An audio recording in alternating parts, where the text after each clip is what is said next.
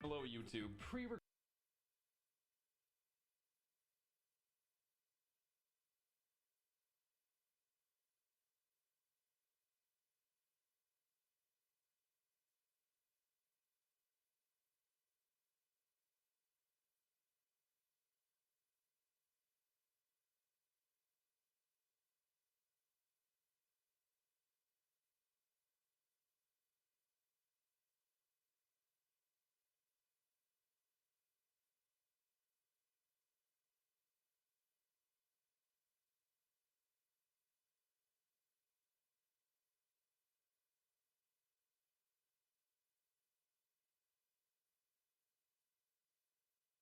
Mango on a fork.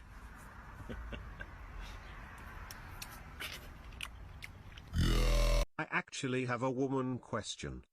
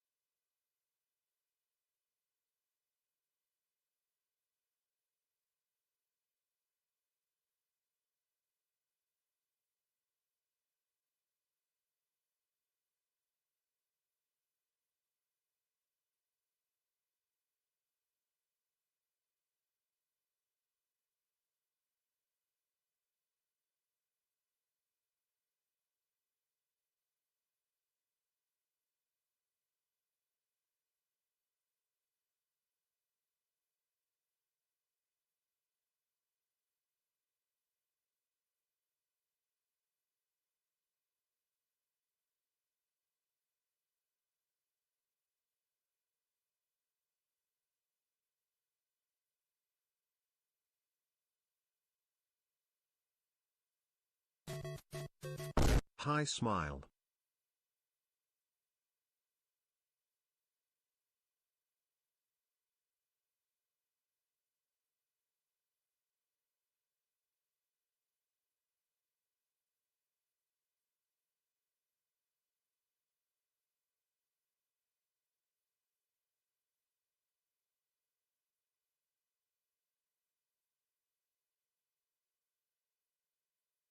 Three views! Let's fucking go!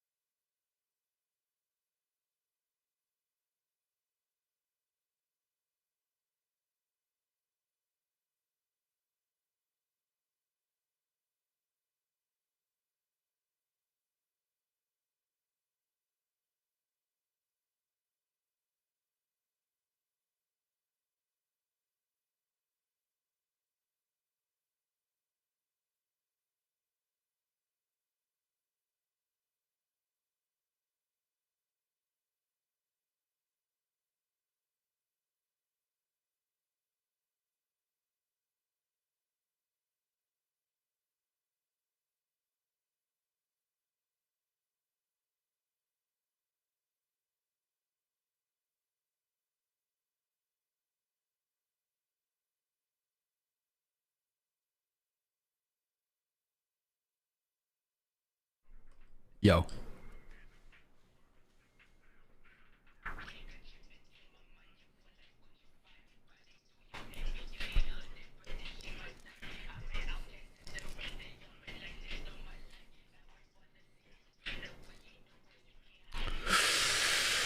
Last night, that was like 3 a.m. when I was texting you about that. I have not messed with that TV anymore, but I can bring it in here.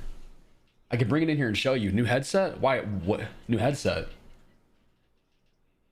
What about the... Oh, you're seeing a little bit of the pink. Oh, okay. That's what's happening. You're seeing the light shine off of it. That's what it is. You think I got... Yeah, you're silly. Boink, boing. Boing. Where's my Twitch chat at? There it is. Found it. Oh, you got no notice about this stream? What the fuck? What do you mean? I didn't give you an... Yeah, because I didn't give you a notice. Like me, really? Oh, you're talking about the notification? It has been a crazy 9 months. Yeah. Still no girlfriend, but at least him getting into streaming. Yeah. Let's get this bread chat offline chat wine time. Getting into streaming. Getting into streaming for the money? Oh, you're gonna be so happy to find out that you make no money from streaming for the first 3 years. You're gonna be so happy. It's gonna be so epic. You're gonna be like, oh, awesome. And you'll be so happy. No, you won't. You'll die of sadness. Netty Spaghetti, thank you for the brand new Prime Gaming sub. For some reason, it said you subbed twice. Don't know why that happened. Satan's Yoga Pants, thank you for the 12 months. John Comedy, thank you for the 21 months. Root Toot McShoot, thank you for the tier 2 sub for 38 months. That was last night, though. But I should put your name on the board because the tier 2 costs 10 bucks, and that's how much it costs to get up on the board. Beep boop. Root Toot McShoot. Right here. Root Toot McShoot. Yes, sir. Oh.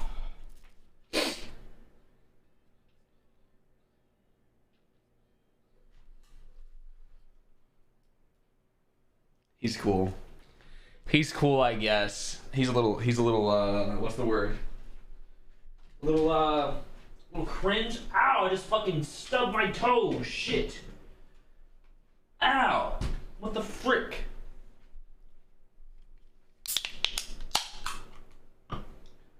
Yes, sir. Yes, sir. Yes, sir. Oh. Today, I'm gonna treat you guys to a little something different. I decided that, well, honestly, there's too many of you in Twitch chat. I look over at Twitch chat, there's a few hundred of you. You need to go outside. You need to go get some bitches. Bruh. In this stream, I am going to use my secret sauce to help you guys get some bitches. I think what we should do tonight is drag you guys, whichever one of you whichever ones out of you are willing. Whoever amongst you is willing. God damn it, shut up. Whoever amongst you is willing to come onto the stream, I can give you dating advice. Aren't you single? Who better to ask for dating advice other than a man who's actively dating? No. A man who has been in an 8-year relationship. What? Huh? Who better to ask for dating advice aside from a man who dates? I was in an 8-year relationship. What? Huh? You're such a goober. How dare you ask that question as though like, oh, I don't know what I'm talking about? All right, anyway. Here are my pre-qualifications. I just exited recently an 8-year relationship. I also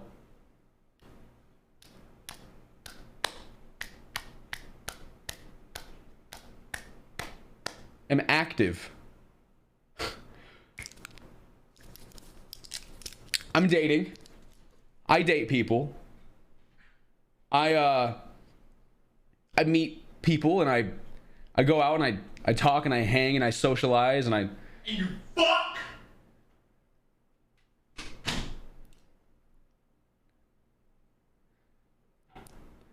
And we get shit done.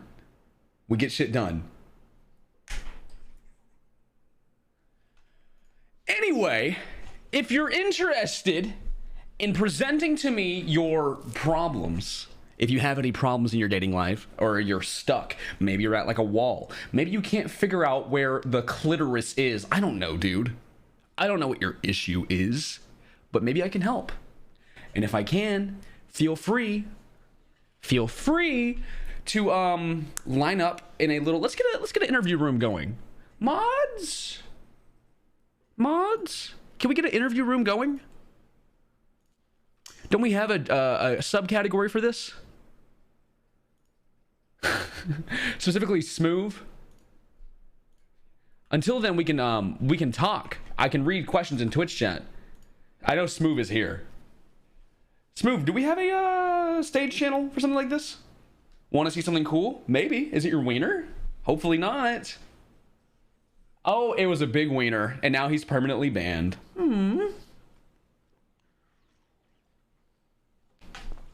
Sad. What kind of advice do you guys need? I get attached way too quickly. How do I fix that? Recognize your worth.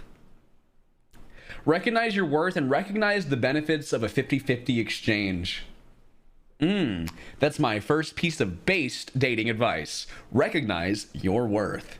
If you are getting too easily attached to someone, why is that? Is it because you feel as though you can't handle things on your own? First of all, you can. Second of all, recognize that attaching to someone so suddenly and so completely is causing you nothing but detriment. You're wasting all of your emotional energy on making sure that you're getting your hookup, getting your fix, your emotional fix out of someone.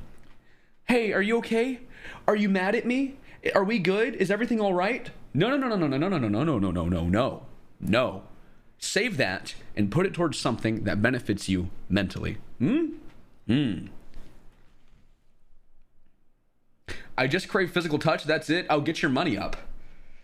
You only crave physical touch? Get your money up and unbutton the first 3 of your shirt.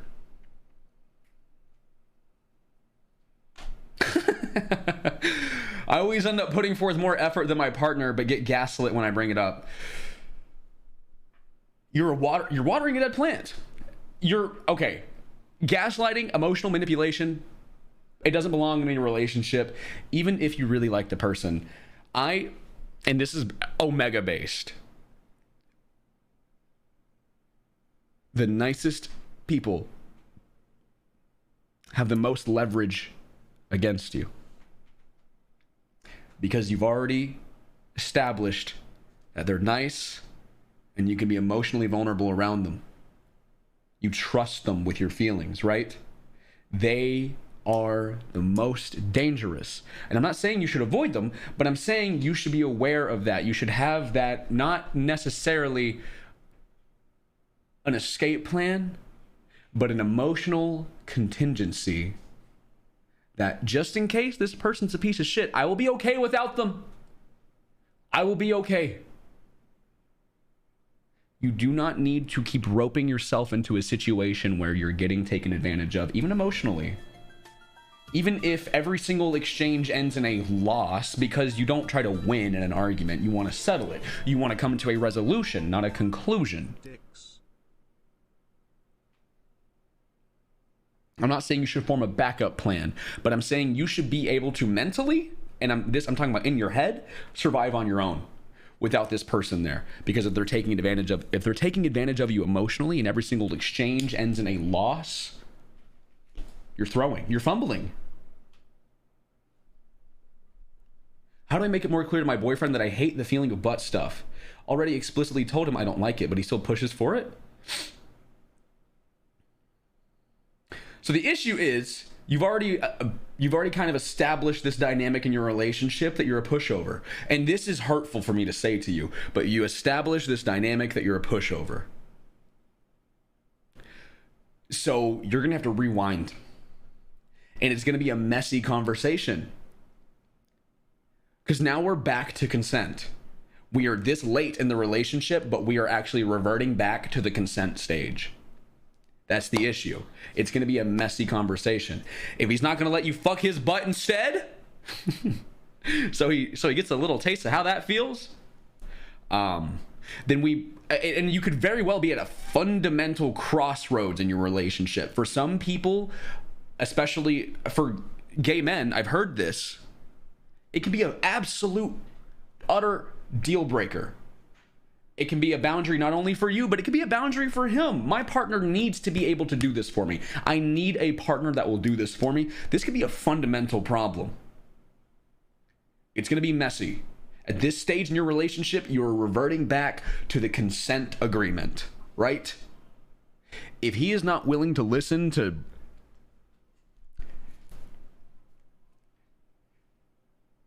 your backdoor policy, I'm femme as well. I thought you were a gay man.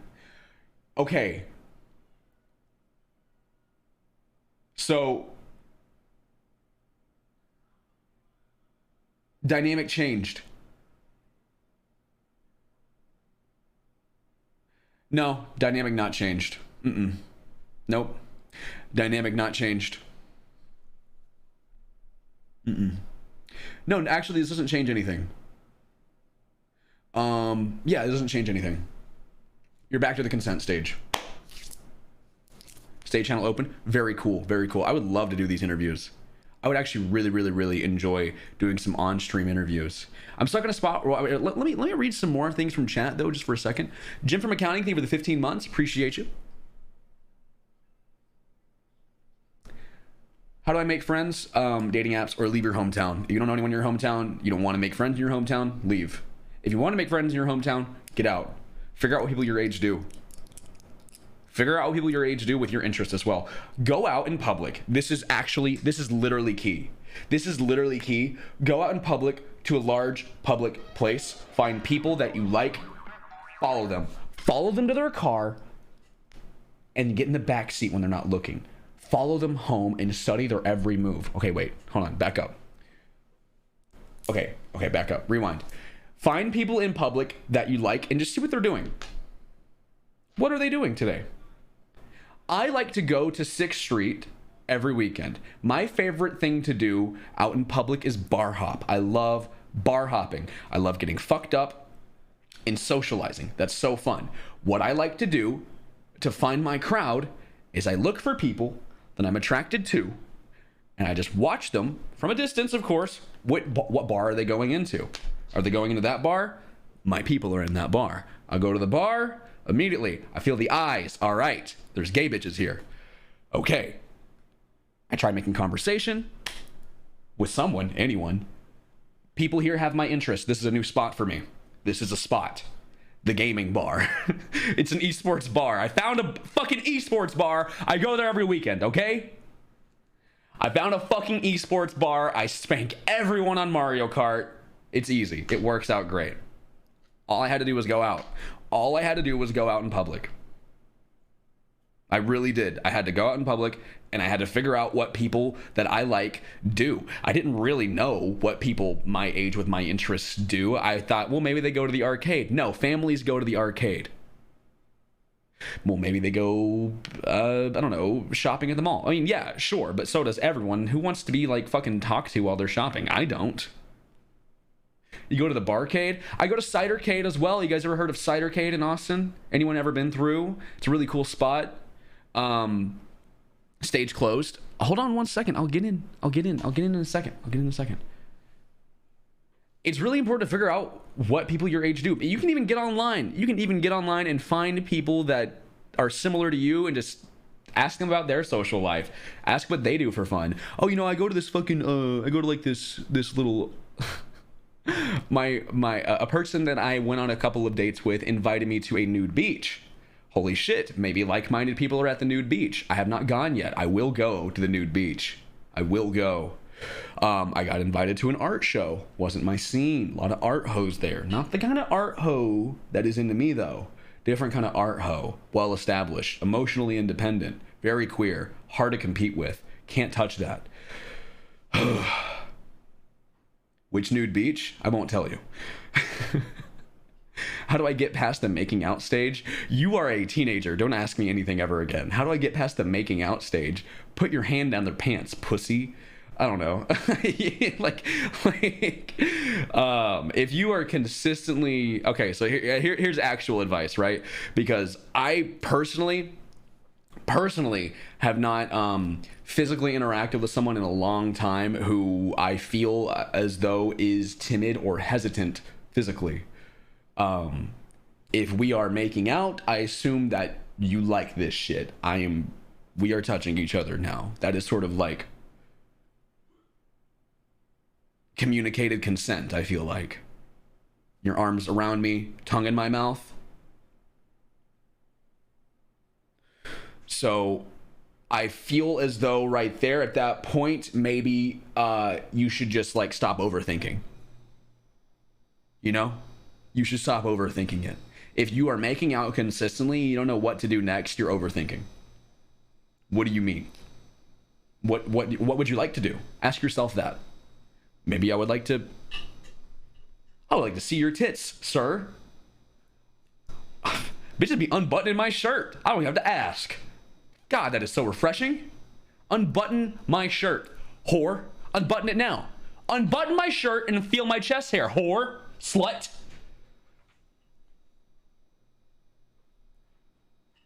This happens, dude. I'm in my 20s though.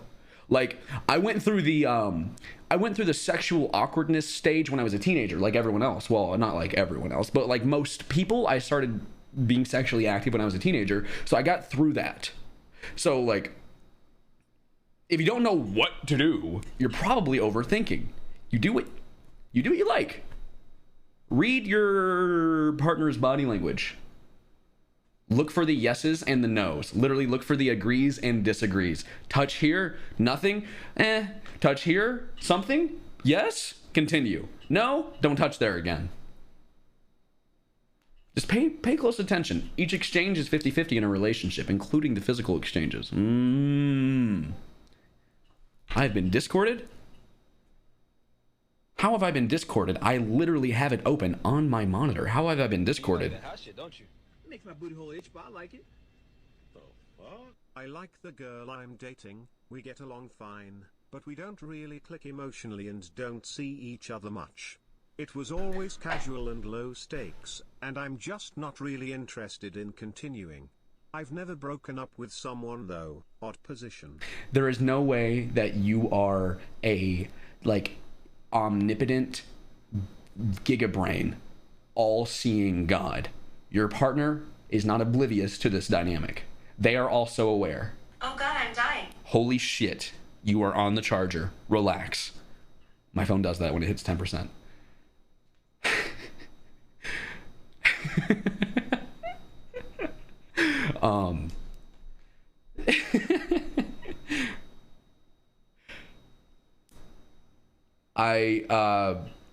What was I saying? There's no way that your partner is not aware of this, right? You can tell that things just aren't the same anymore. It sounds like to me, and I recognize your username because you're an old ass viewer of mine. You are becoming a young adult. You are transitioning from the stage where the dynamic of a teenage like relationship fully saturates your emotional demand. Yeah? As you become an adult, you need someone who you can not only like share time with, because when you're a teen, you want to go hang out with your girlfriend, right? You need someone who you can share fucking space with, ambition with, goals with, desire with, hobbies, interests. You need someone who is not only in your life, but a part of your life, and who you foresee staying a part of your life, who you wish to stay a part of your life, right? The interest is gone. Not feeling it?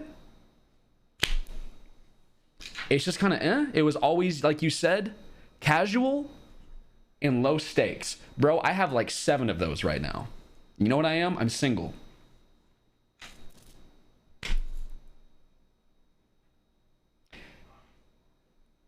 Hey, babe. This probably isn't much of a surprise, but I just don't feel like we are really much of a thing anymore. I'm trying to communicate this to you because I'm not going to cheat on you. I don't want to hurt you, but I do want to let you know that I don't really feel it anymore. And I'm sure you're in the same boat. And if you're not, please tell me. But like, this is where I'm at emotionally. Communicate, dude. Every single relationship is founded on effective communication. If you need to say it in person, say it in person. It sounds like you're long distance, but maybe you're not. We don't really click emotionally. We don't see each other much. It was always casual and low stakes. Bro, break up. Break up in person, break up over text, whatever you got to do. We can still be friends, whatever. It takes a while before you can be friends with your partner. And if the issues never go away, you can't be friends with your partner or your ex-partner. And if you can't be friends with your partner, you can't be with your partner. All right? Bada bing. I'm 23, just about to graduate. I just don't want a girl who's not going to be a part of my life in like 6 months anyways. Very epic, love you, king. Yeah. How to communicate or when. When to communicate, always. How to communicate, effectively.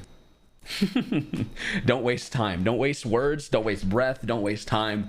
Don't waste energy. Don't throw punches when you don't need to. You know what I mean? Not like literally, but I mean like, don't argue. Pick and choose your battles. If you find that you're arguing with someone all the time over everything, even the small things, you have a fundamental incompatibility with this person.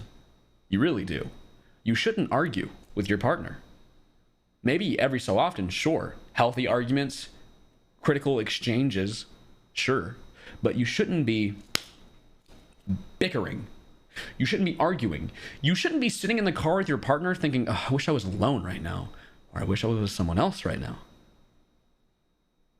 Should I care that people find it weird that I'm dating a 50-year-old as a 23-year-old? First of all, honey, get that fucking bag. Drake's in the chat. Second of all, don't worry about it. If people knew about my dating life, I would get judged heavily too. I would get judged very heavily for my dating life. Maybe you need to learn how to keep it to yourself. If they're your boyfriend, your partner, like your actual partner, then, well,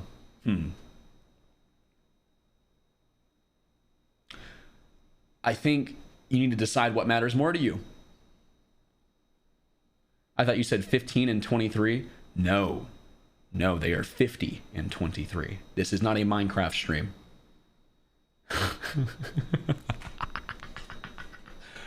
Sorry. You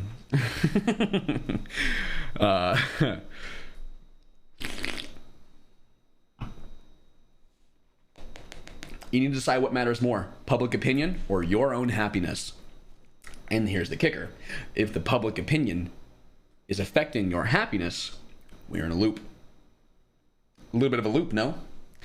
What are your thoughts on just approaching someone, politely complimenting them, then just giving them your number and leaving them to their evening? That's weird. That part right there, giving them your number, that's not a 50-50 exchange. That is a 100-0 exchange. And let me tell you why. I do this.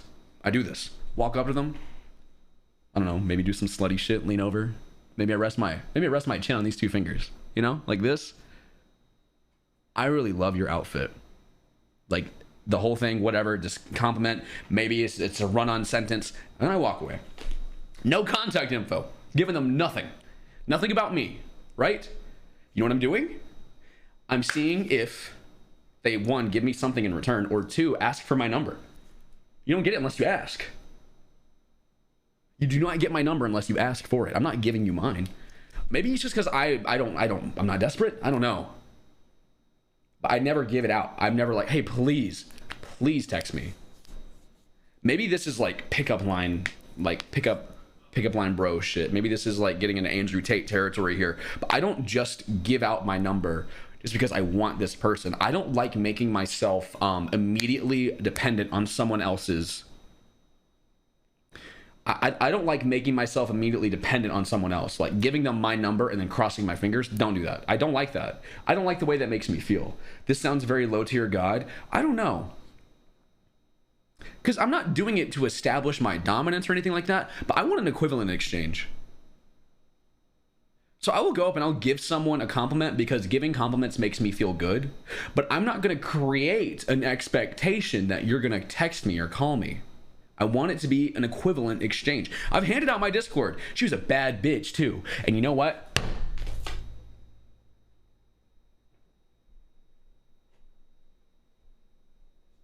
4 dates. Yeah, we've been on 4 dates. Bro, you just started looking decent. You're not hot shit. Projection, and I'm gonna call you out. Nobody listens to me. You're insecure. You're an insecure man. I'm calling you out here because it's your first time chatting. You came into the stream. He's giving dating advice. Oh, I know this guy. He used to be really, really ugly, really bad looking. I'm calling you out for your insecurities, dude. I'm sorry, but it's just a massive fucking cope when you tell someone that they just recently started looking decent. You're not hot shit. No. Who are you to say? What do I need? 6 to 10 years of experience being an attractive man? You're projecting, dude. I'm calling you out. Wait, can I say something about that? Yeah. Literally, throughout all of my time when I was in high school, literally all the time that I spent in high school, I was ugly as fuck. Then suddenly, when my senior year, I glue up, for lack of a better term, and then all of a sudden, it doesn't require experience. You just suddenly have Riz. You just suddenly have it. Like it just comes to you. First person you start talking to when you have your confidence back to you, that's all you need. And then it just starts building from there. It's just like a residual thing. That's just, you don't need years of experience to fucking, just, let me tell you, can I give one piece of advice? Yeah. My one piece of dating advice that I could ever give anybody, you're gonna forehead when I say this, just be confident. It's not that hard. Like fake it till you make it. Fake it till you make it. Listen, there's no difference between real confidence and fake confidence. There's not. It's the same thing. There's no difference whatsoever. There's literally no difference. Confidence is just the outward perception of you convincing yourself that you're the shit. No one is gonna come up to you and be like, "Oh, that guy's faking confidence." Have you ever heard someone say that? That doesn't happen ever. If you pretend you're confident, you are confident. Now, if you're constantly faking it and you fucking break and you fall out of it, that's a different issue. You can't break character. That's the whole thing. That's you know what I mean? completely different issue. You have to. You're faking it to build actual confidence. That's the whole point. Is that you're supposed to project it outward so people look at you with confidence, and then therefore you're gaining it. Confidence is just allowing yourself to agree. Allowing yourself to agree with the concept. Maybe I do look good today. Exactly. Chat, I've lost 101 pounds and I still look in the mirror and struggle. And I have days where I don't look in the mirror and I don't struggle. It just depends. There is no difference between real and fake confidence. Now, you could argue there's a difference between like real confidence and, superficial confidence. Like, I am confident today because I got my paycheck, or I am confident today because I got a new shirt, or I am confident today because, I don't know, I got a fucking haircut, right? But like, you can get a compliment from someone and you can allow that to boost your confidence, or you can really spend some time in the mirror hyping yourself up and be like, you know what? I disagree with anyone who tells me otherwise. I look good today. And that's fine. You can do that. That's real. You're the only person that needs to believe it. Because believing that you look good is the difference between carrying yourself like a beta, like the fucking 4chan meme, or from walking in the room, big dick swinging, Hassan Piker. Hello, everyone. I'm here. The fridge man with painted nails and way too many rings on. To fuck. There's no difference. There's no difference. What are your thoughts on threesomes in a committed relationship?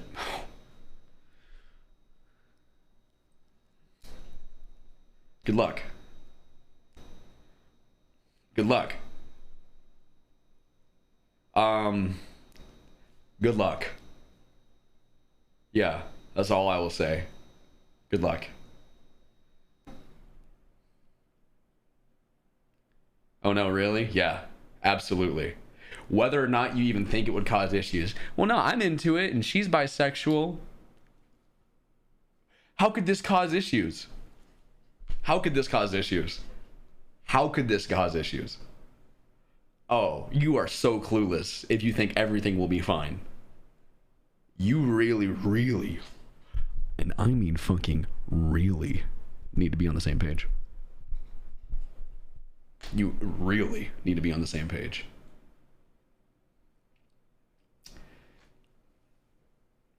Maybe one of you gets too attached to the other person. Maybe one of you realizes what you've been missing out on the entire time. Ooh, maybe the other person gets attached to one of you. Ooh, maybe the other person gets attached to both of you. Ooh. Maybe there's a moment during it that somebody loses their security in the relationship.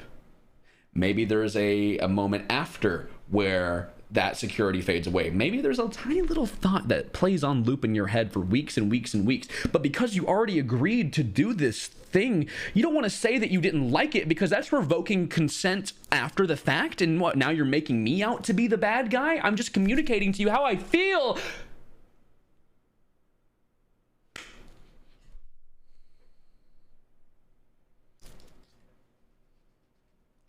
Having a threesome with your partner is like teaching someone how to rollerblade. The odds of them getting hooked on rollerblading and loving it and doing it with you often is so fucking low. Because what happens when people try out something that they aren't really sure about and they fall and they scrape their knee?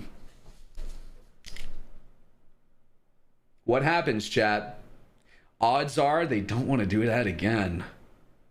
It takes a special kind of person to get up, dust off, and try one more time.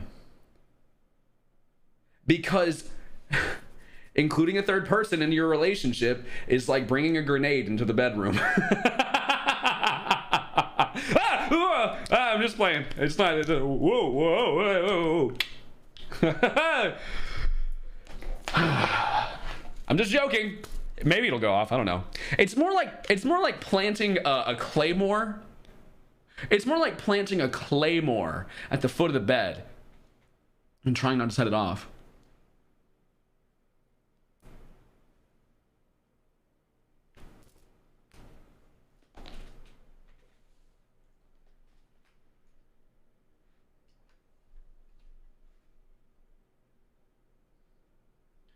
I'll be right back, girls. I'm gonna go use the bathroom. And then when one of them asks, "Are you mad at me?" "No, I'm not." Oh, God. No. Anyway, yeah, it's a gamble. Good luck. Good luck. That's all I'll say on that. I said way too much on that. James Bond, thank you for the 17 months. Private Seal, thank you for the 14 months. Sleeper Fake, thank you for the brand new Prime Gaming sub. Let's see. You know what? Did Homeboy what was that guy's name? Damn it. I forgot Homeboy's name that said that about me. Are you okay? Yes. There's this girl who goes to my, hold on, TikTok editor is asking me this one. There's this girl who goes to my college who seems very cool, and by pure coincidence, she used to be a small streamer that I just happened to be friends with. Oh, she used to watch a small streamer. Oh, okay. I found her social through friends of friends in college, and I followed her, and she followed me back because I assume that she sees that I have people following me, that she recognizes, but I'm struggling to send my first message to her. Keep in mind, she only knows me on Twitter. She doesn't even know I go to the same college as her. Break that fucking ice. You miss every shot you don't take. Break that ice. Like, hey, I know this is weird, but we go to the same school. I'm following you because I think you're cute. Bada bing. Saying everything out in the open, ripping it off like a band-aid, punching straight through the fucking ice. I mean, it's like 3 or 4 birds with one stone sending this DM, because all of your anxiety is riding on the fact that you have not engaged yet. So just pull that trigger. Because you're going to do it now, or you're going to do it later when you've built the confidence that you think you need. This like, oh God, what is that? We are giving Taj a makeover live on stream. I'm having a barber come to the house. I don't recommend saying, hey, this is weird. I would say it's weird.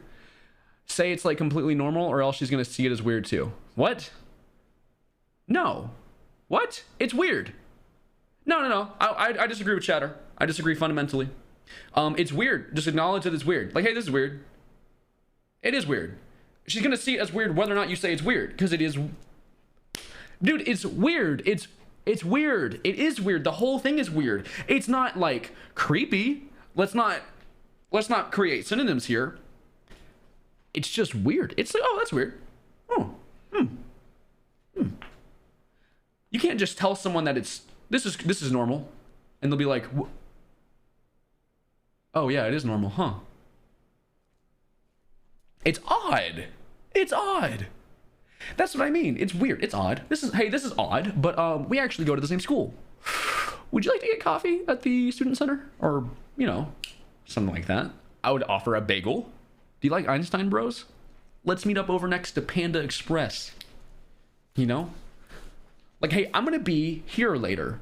Would you like to come That's what you do. No expectation. I'm already going to be here, so if you flake, it's fine. I'm going to be here later. So if you want to meet me here, come get a coffee with me. Bada bing, bada boom. If it doesn't work out, you miss every shot you don't take, and you miss some of the shots you do. It happens. Jackson, anything for the $3? From 2017. I don't come to stream often, but I see you on Insta and it inspires me to go gym as well. Oh, we go fucking gym, dude. Look at these. Oh, yeah. Thank you. Appreciate you. I'm having trouble starting talking to girls. I don't know what to start with, and I don't want to be too forward. Why not? I mean, too forward is like real. That's like a thing you can actually be. You can be too forward. You can be like, hey, you want to hang out sometime? Whoa, whoa, no, no. No. How many dates do you think is enough to know that you two are a thing? Oh, none. There's no number of dates that are like definitive proof that you are a thing. You need to communicate.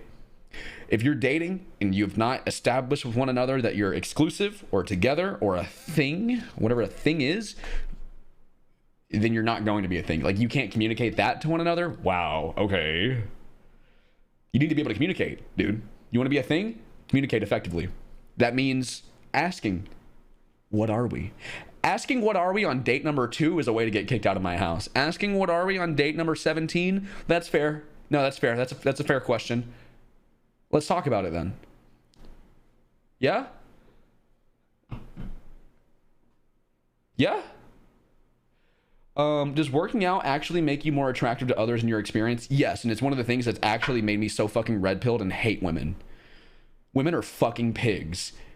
Oh, I thought you were cute when you were overweight. Bullshit, bitch! Where was the titty pic when I was fat, huh?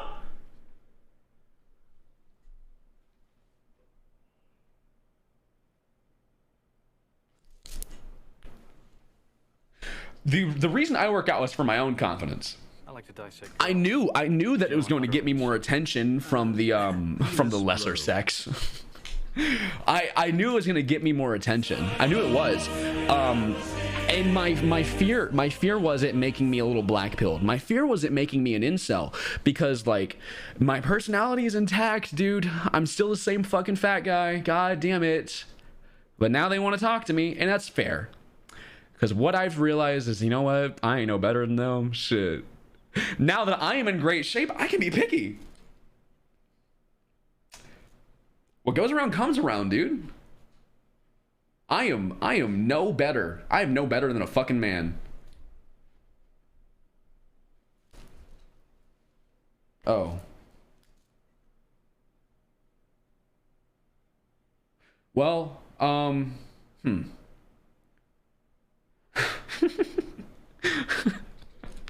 Would you consider yourself in good shape? I would. I would consider myself in good shape. I think I'm in great shape, actually. I think that I am in phenomenal shape now compared to what I looked like before. I feel fucking mint. I feel like a fucking... I look in the mirror naked and I see contours on my skin. I see the valleys and the hills of my muscles and my former fat rolls that are now just these deflated pockets of water and skin.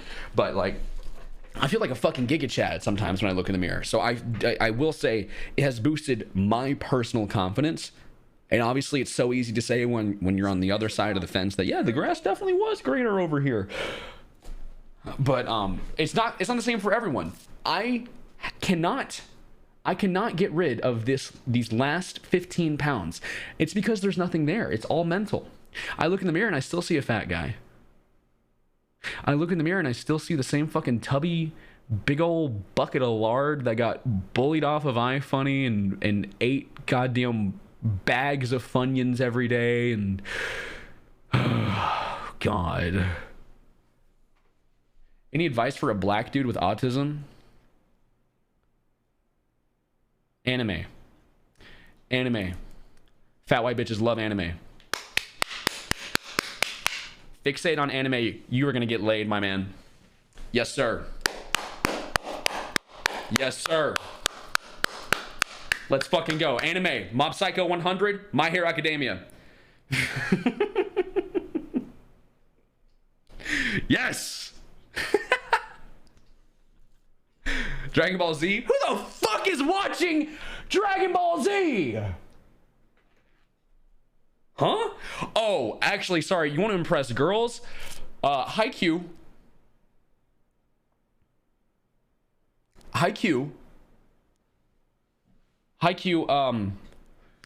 What are the other girl animes? Hello? That's like it. I can't think of the other women anime. Demon Slayer. Everybody likes Demon Slayer. I would say Jujutsu Kaisen because, oh my god. Well. Yuri on Ice, Beast Stars, My Hero Academia still. Oran Host Club, yes. Food Battle, maybe. It's kind of softcore porn.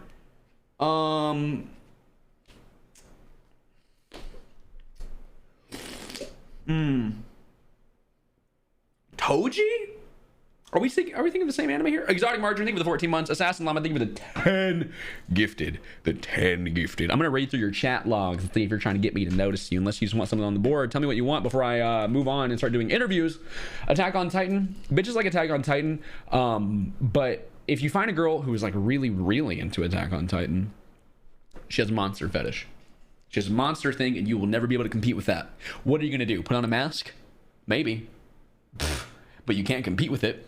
I'm looking for a bitch that is obsessed with Inuyasha because I got the fucking... I'm trying to dye my hair silver, whip these bitches out. Tokyo Ghoul. True. Tokyo Ghoul. Yeah. I do not. You do. You definitely do. Typically what I've seen is if they're really, really into Attack on Titan, they definitely would fuck...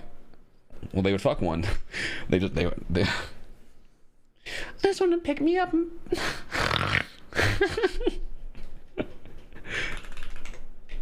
You know?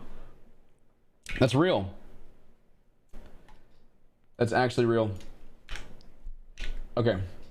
Messages. Draw Dimple from Mob Psycho. Who's Dimple? I started watching Breaking Bad, so I stopped watching. Oh, Dimple's a little fucker. Yeah, okay. I'm gonna put him up here in the thing.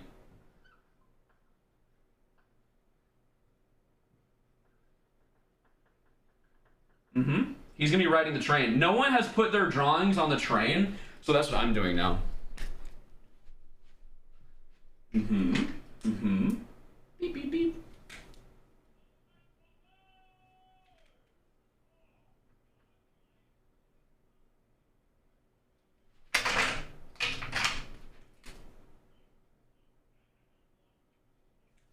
He's so stupid.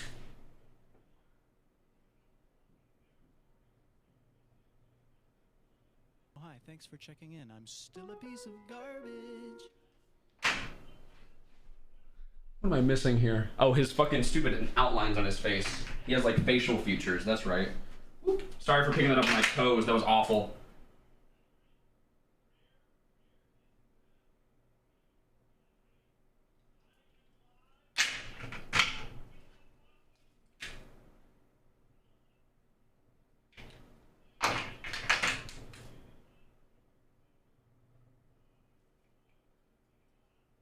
Hello?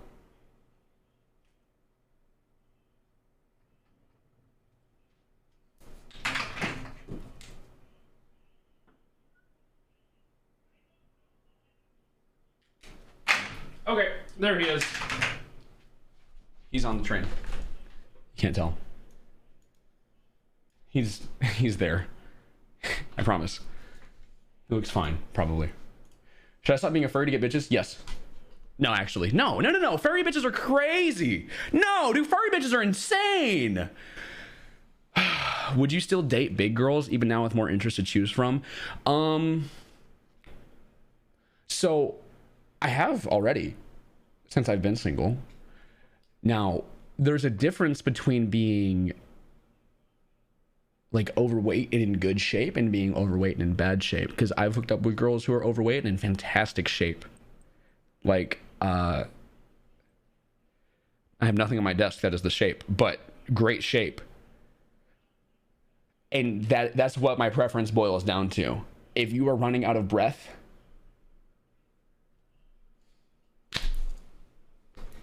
you know, that's You know, homie reminiscing. Walter, put your dick away. Put your dick away, Walter. Needs the stamina. Bro, I can't be doing all the fucking work. Anyway, I just got a kitten. Will he help my dating game? Yes. You know what I see, dudes? Okay, now this is genius, right? This is absolutely genius.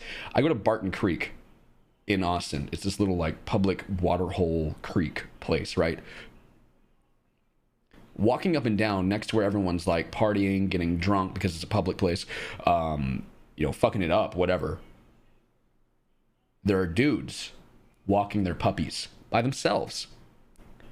Walking their puppies by themselves. And they're always puppies. They're always little tiny dogs. These dudes have these bags on them. They're selling drugs. Legit.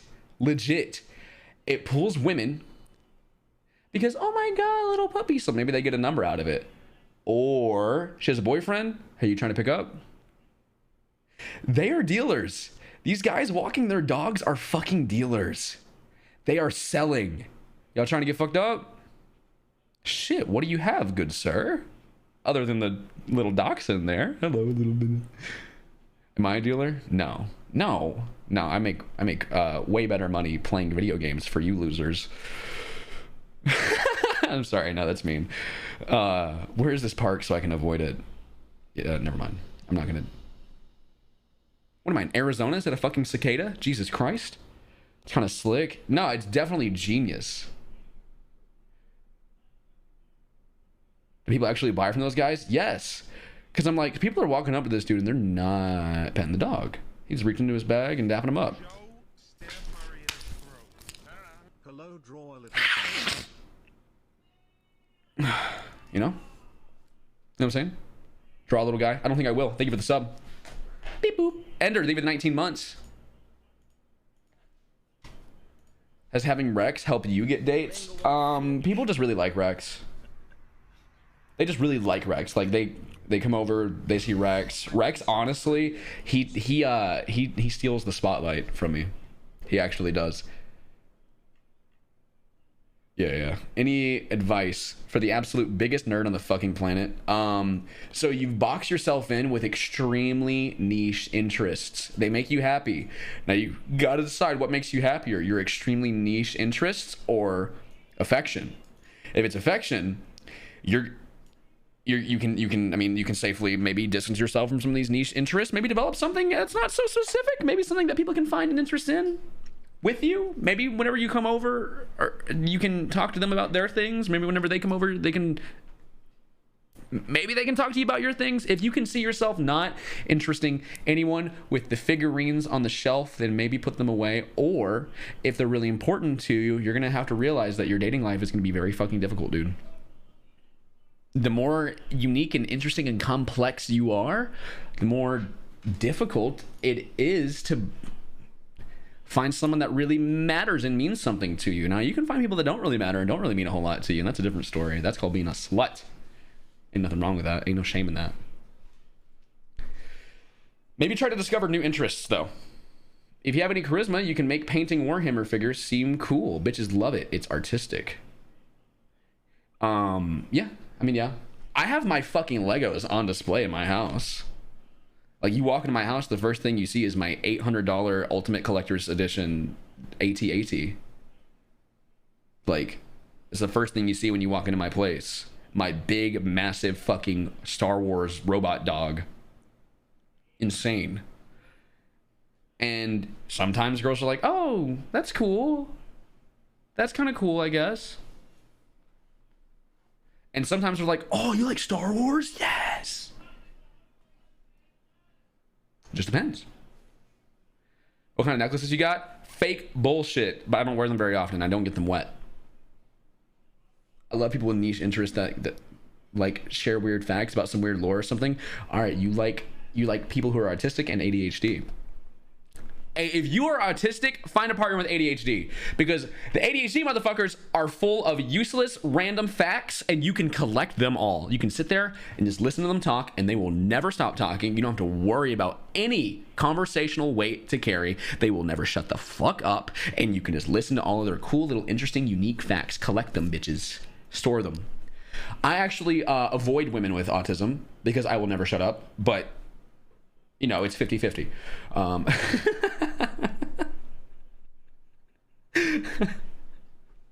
They'll sit there and listen and they'll ask me questions. So was Tracer always gay, or is that part of the lore? I think part of the lore actually is, yeah, her coming to terms with her sexuality. I think is one of the things that gives her confidence to be a hero. Why are you asking me this? You know, like she's never played Overwatch a day in her life, but she's asking me all these questions. No, I ain't falling for this. What about Soldier? Okay, Soldier, it's revealed in the lore that Soldier has been in a relationship with a man, but he's quiet about it. He doesn't really make it part of his personality because, what are you doing? What are you doing? Huh? I'm looking for these highlighted messages. I have hobbies that I genuinely enjoy. Furry. But I'm afraid to tell people and be open about it. Would opening the can of worms and being out there help me in the long run? Dude, you make that dating profile, you have 6 pictures on Bumble, Tinder, Hinge, whatever, right? 5 pictures, you being drippy. Picture number 6, you in your full fucking suit or whatever you got. And at the very end of your bio, I'd be like, and yes, I'm a furry. Sorry if that's a deal breaker. I don't know. You literally just throw that in. Throw it in. Unless you consider it like really bad baggage, or if it's not like that big of a part of you that you feel like you just don't need to share it, then, you know, don't share it. Bring it up later on. I just don't think that, I don't think it's that big of a deal. I think you're actually getting in your head about it. You're definitely probably getting in your head about it a little bit. People don't care nearly as much. If someone finds out something about you and it's not a like tragic fucking deal breaker thing, you're not like selling meth on the down low or anything like that, it's fine. You're a furry? Okay. If they really like you, that'll be the test. That would be the test to see if they really, really like you. You don't need to have someone in your life and immediately have them agree with everything about you and like everything about you, dude. That's the whole point of dating. Trying to hunt for someone that is your perfect match actively is exhausting, dude. Just date. You will unknowingly come across someone if you're actually getting out there and socializing. You will. Walter. People can be sensitive towards furries, though. On the internet. Keep in mind, you guys are all hopelessly addicted to the internet. You see conversations about furries on the internet. You hear what people have to say about furries on the internet. These are opinions coming out of the mouths, well, the fingertips of 15-year-old boys, right? Your opinion on society's opinions of furries has been gathered through Twitter use, through Discord usage. You gotta unplug. You gotta unplug. A lot of your insecurities are what I like to call e-securities. Yeah? We spend so much time on the internet that we legit think that normal people think like this. Like literally, we end up thinking that normal people talk like this. Like people don't talk like this. People don't share information like, nah, I'm just living the last of my childhood after graduation before adulthood inevitably hits me in the face and I have to have my own place. And like, people don't talk like that in person. They don't divulge that kind of information to others. You know, this is not how people talk in real life. Are you not supposed to? You don't make yourself into a basket case. On Discord, we are taught that it is socially acceptable to be the cringiest or most hopeless person in the channel. You don't do that in person. You don't need to be the edgiest guy in every room. What? Neither does, and no one else does that, dude. You're not going to get out there and then like be on your 3rd date with a girl and then you mention that you go to like FurCon or some shit like that and she's like, furry! He's a furry! Ew! This man took me out on 2 dates and I'm just now finding out he's a... That's not going to happen. That's not going to happen, dude. That's Discord. That is literally Discord. Whenever you're in the VC, you're on fucking hour 3 of your Risk of Rain run. You're like, yeah, dude, I just got my new fucking feet in this Saturday. And then goddamn Gamer Come Man 62 says, bro, are you fucking furry? Guys, check out this fucking... He's a furry. I said nothing with my mouth. I didn't want to even mouth the word. But you know what I mean? Only people on Discord do that. That's the internet. Your e-securities.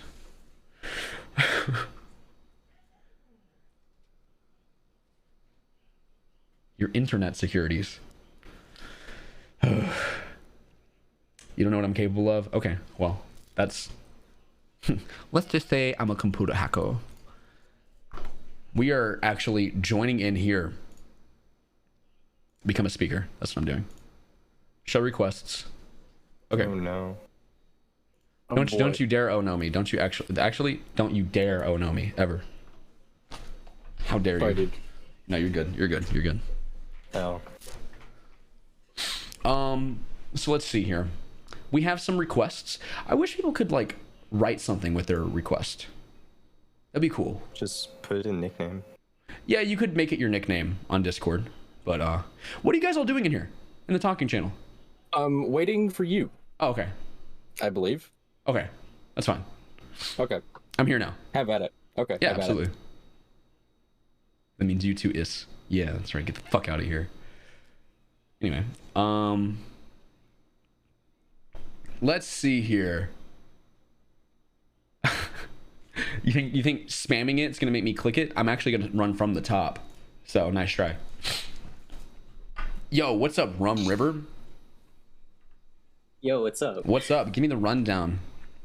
So, me and my girlfriend got back together.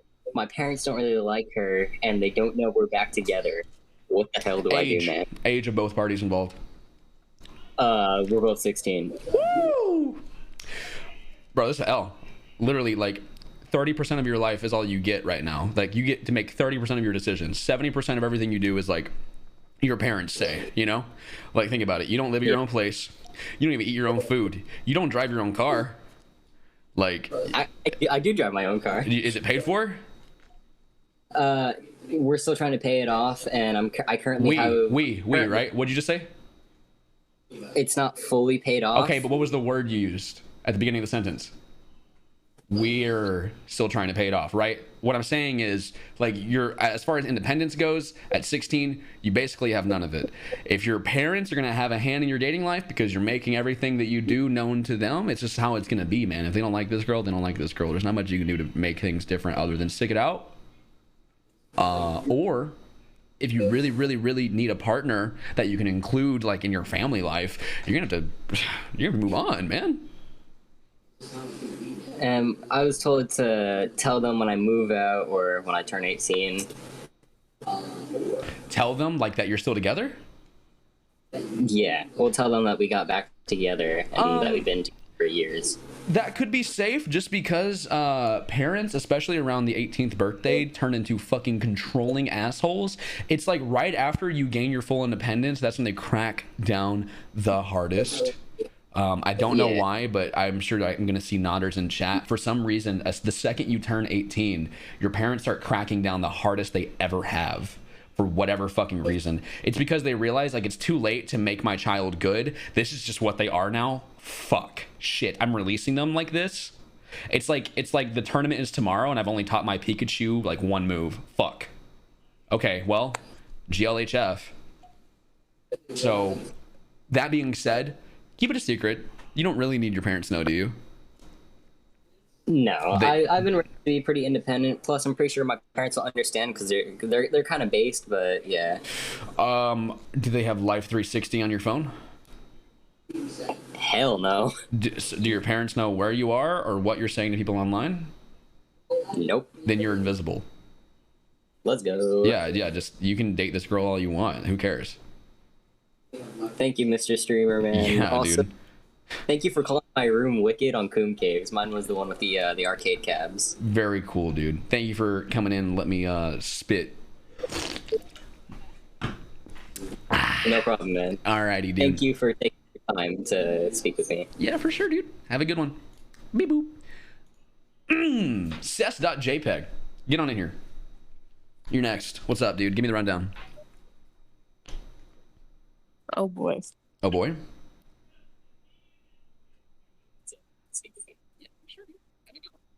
Hello?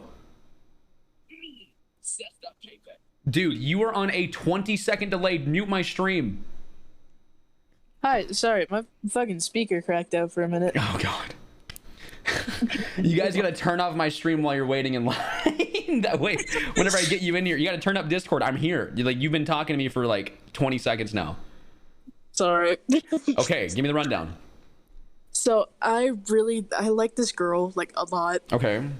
And are you painfully awkward? Because you yeah, a are. little Because bit. you are. All right. Yeah. 10. But I like this girl like a lot, and we've known each other for like a few years now, I guess. And we're like good friends. What's the I issue?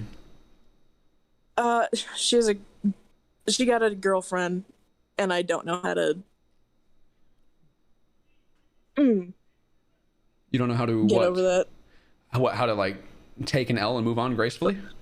Yeah, really. Yeah, I mean that's like literally it. That's all you can do. Like there's nothing I can tell you other than like time will heal this. Like the boo boo, the ouchie, that will go away with time. You know, the slutty saying that goes around is the best way to get over someone is to get under someone else. I don't agree with that necessarily, but it does help that if you're hung up on someone, to teach yourself that that's not the only person that you can get hung up on. Do you know what I mean? Yeah, I get it. Like proving to yourself that you can find interest in another person, maybe even equivalent or greater interest, is pretty important. I wouldn't recommend just throwing yourself at whoever shows you attention first, but I'm saying like it really does help to teach yourself that very valuable lesson, especially when you're way too hung up. If you're very, very hung up, all you're doing is thinking about them and like, oh man, what if I would have just said something sooner? Like that's on you. That's just how you are. You gotta recognize that as well. That's your flaw. You wait too long. Like that's your flaw. You gotta recognize your weaknesses. You gotta move forward with them in mind. You know? Yeah. So already talking to you, you're awkward. Welcome to Discord, right? 2, seems like you're waiting for the right moment. Fumble. Absolute fumble. Everyone that does that fumbles. You miss every shot you don't take. Whiffed, right? It's an L. You gotta take it on the chin. You gotta move on. Unfortunate. There's no advice I can give you. There's no winning her back. It's not a fucking High School Musical, you know? It's like, yeah.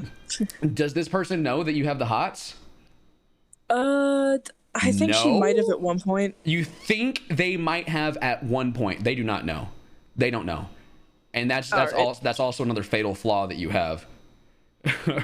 I think they know. You got to communicate. Every single relationship is built on effective communication. Yes? Every single one. Even the ones that haven't started yet.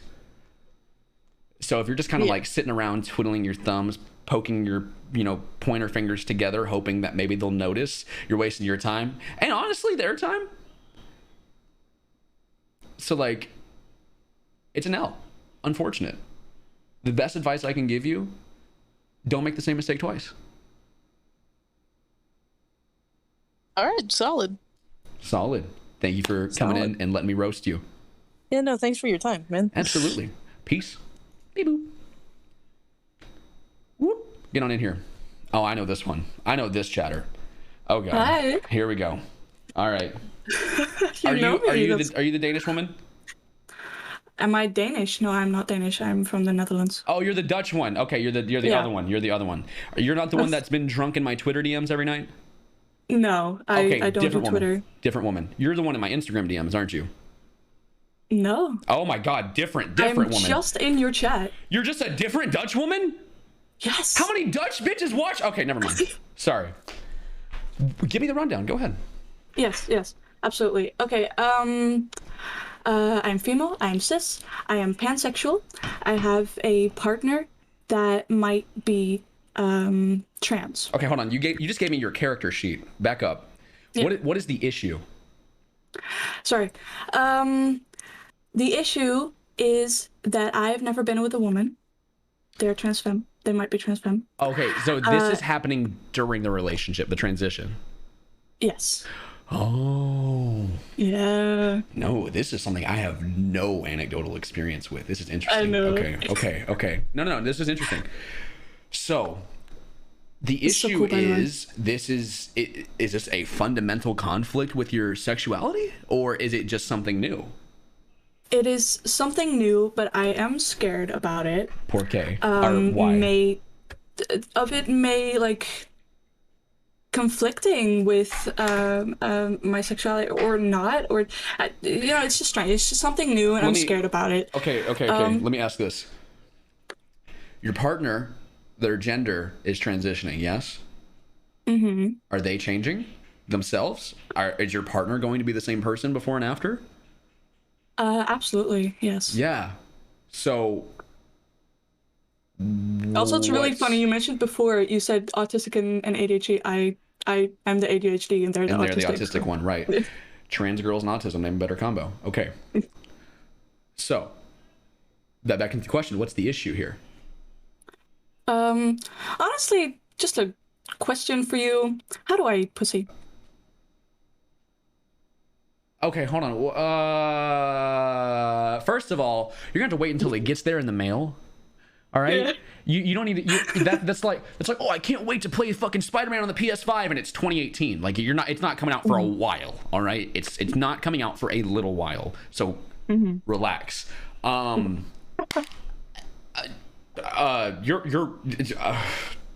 Second, thirdly, fourthly, fifthly, you know what? Thank you for coming in here. Get out of here. Just get out of here. Get out of here. My God. Get out of here. Yeah, I got whiplash from that one. Get the hell out of here. What are you? What is going on? Good Lord. Huh? You what? I don't understand what's going on, dude. Ugh. Tell her to get out because you can't handle the situation?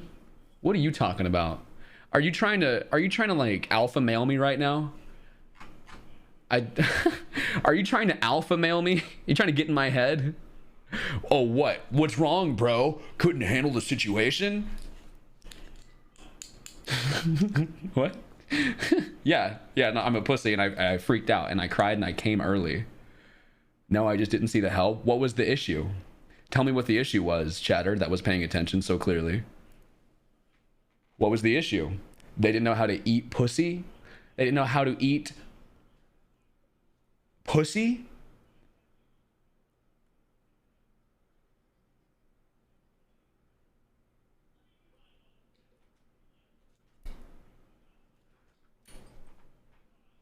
I can't help you with that. What am I gonna do? Demonstrate? What am I gonna whip out the fucking the subject? like all right, trash man, get in here. Trash man, get your ass in here now. Jesus Christ.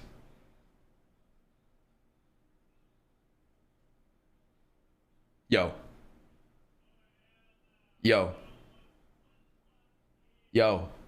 Trash man, unmute your mic, bro. Okay, sorry, I'm on my phone. Yo, give me the rundown, dude. Okay, so basically what's going on is there's this person whom I am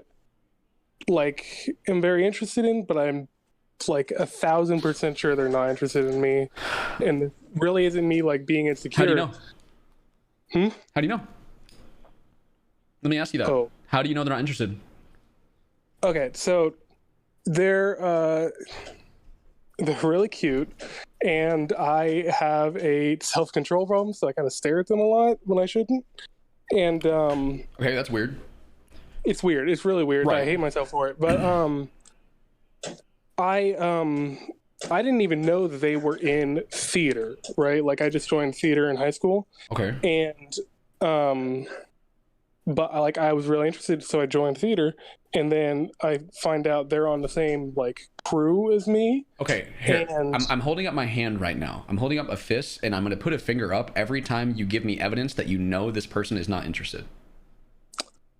True. Okay. So, like first day of that crew, we were like of the show like rehearsal thing, like. The crew chief was going around like showing us the stuff, and like the person that I'm interested in, like Why am I nervous right now? Okay, I'll tell you why. I'm gonna actually not even let you finish your story, because what you're about to do is you're about to tell me about this one occasion where you embarrass yourself in front of your crush, right? Okay, yes, but yes, okay, and I'm cutting you off because you are thinking about something that happened a while ago, right? You're thinking it's repeating in your head because you were just you just really wanted to make a good impression on them. They did not know that. You haven't communicated that to them.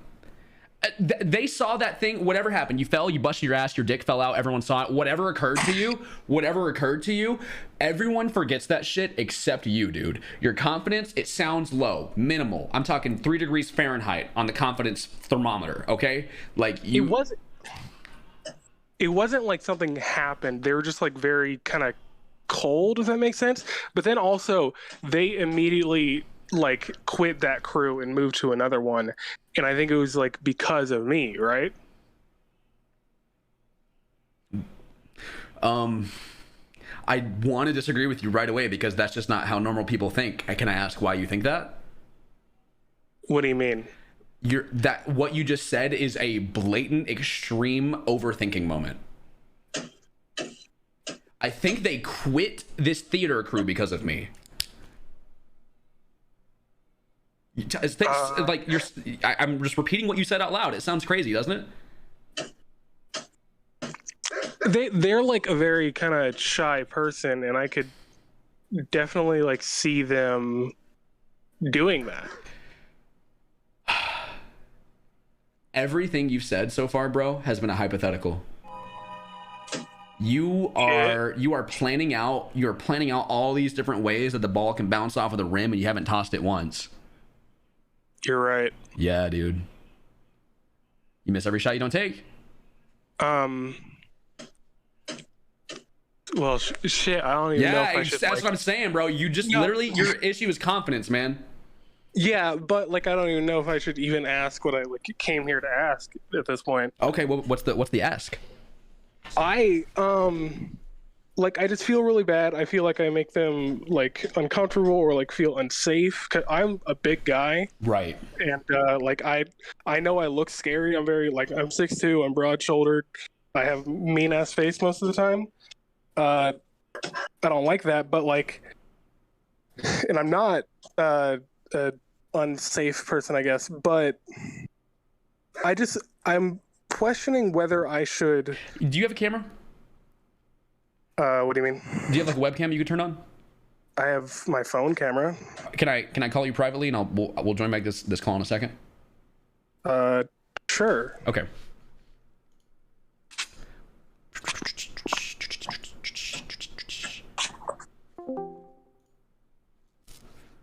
Oh shit. My shit actually just crashed. My Discord crashed. Hold on one second. Walter, turn on your camera. I want to see those thigh highs, Walter. Okay. I see you here now. Yo, are you okay with me showing my screen on stream? Sure. Okay. So, you're a big friendly looking guy. You're 6'2". You look like a big teddy bear to me, bro. I don't think you have anything to be worried about. I think first of all, your issue, majorly, confidence. It's just you just have a confidence issue. That's all. Let's go back to the other channel real quick. Okay.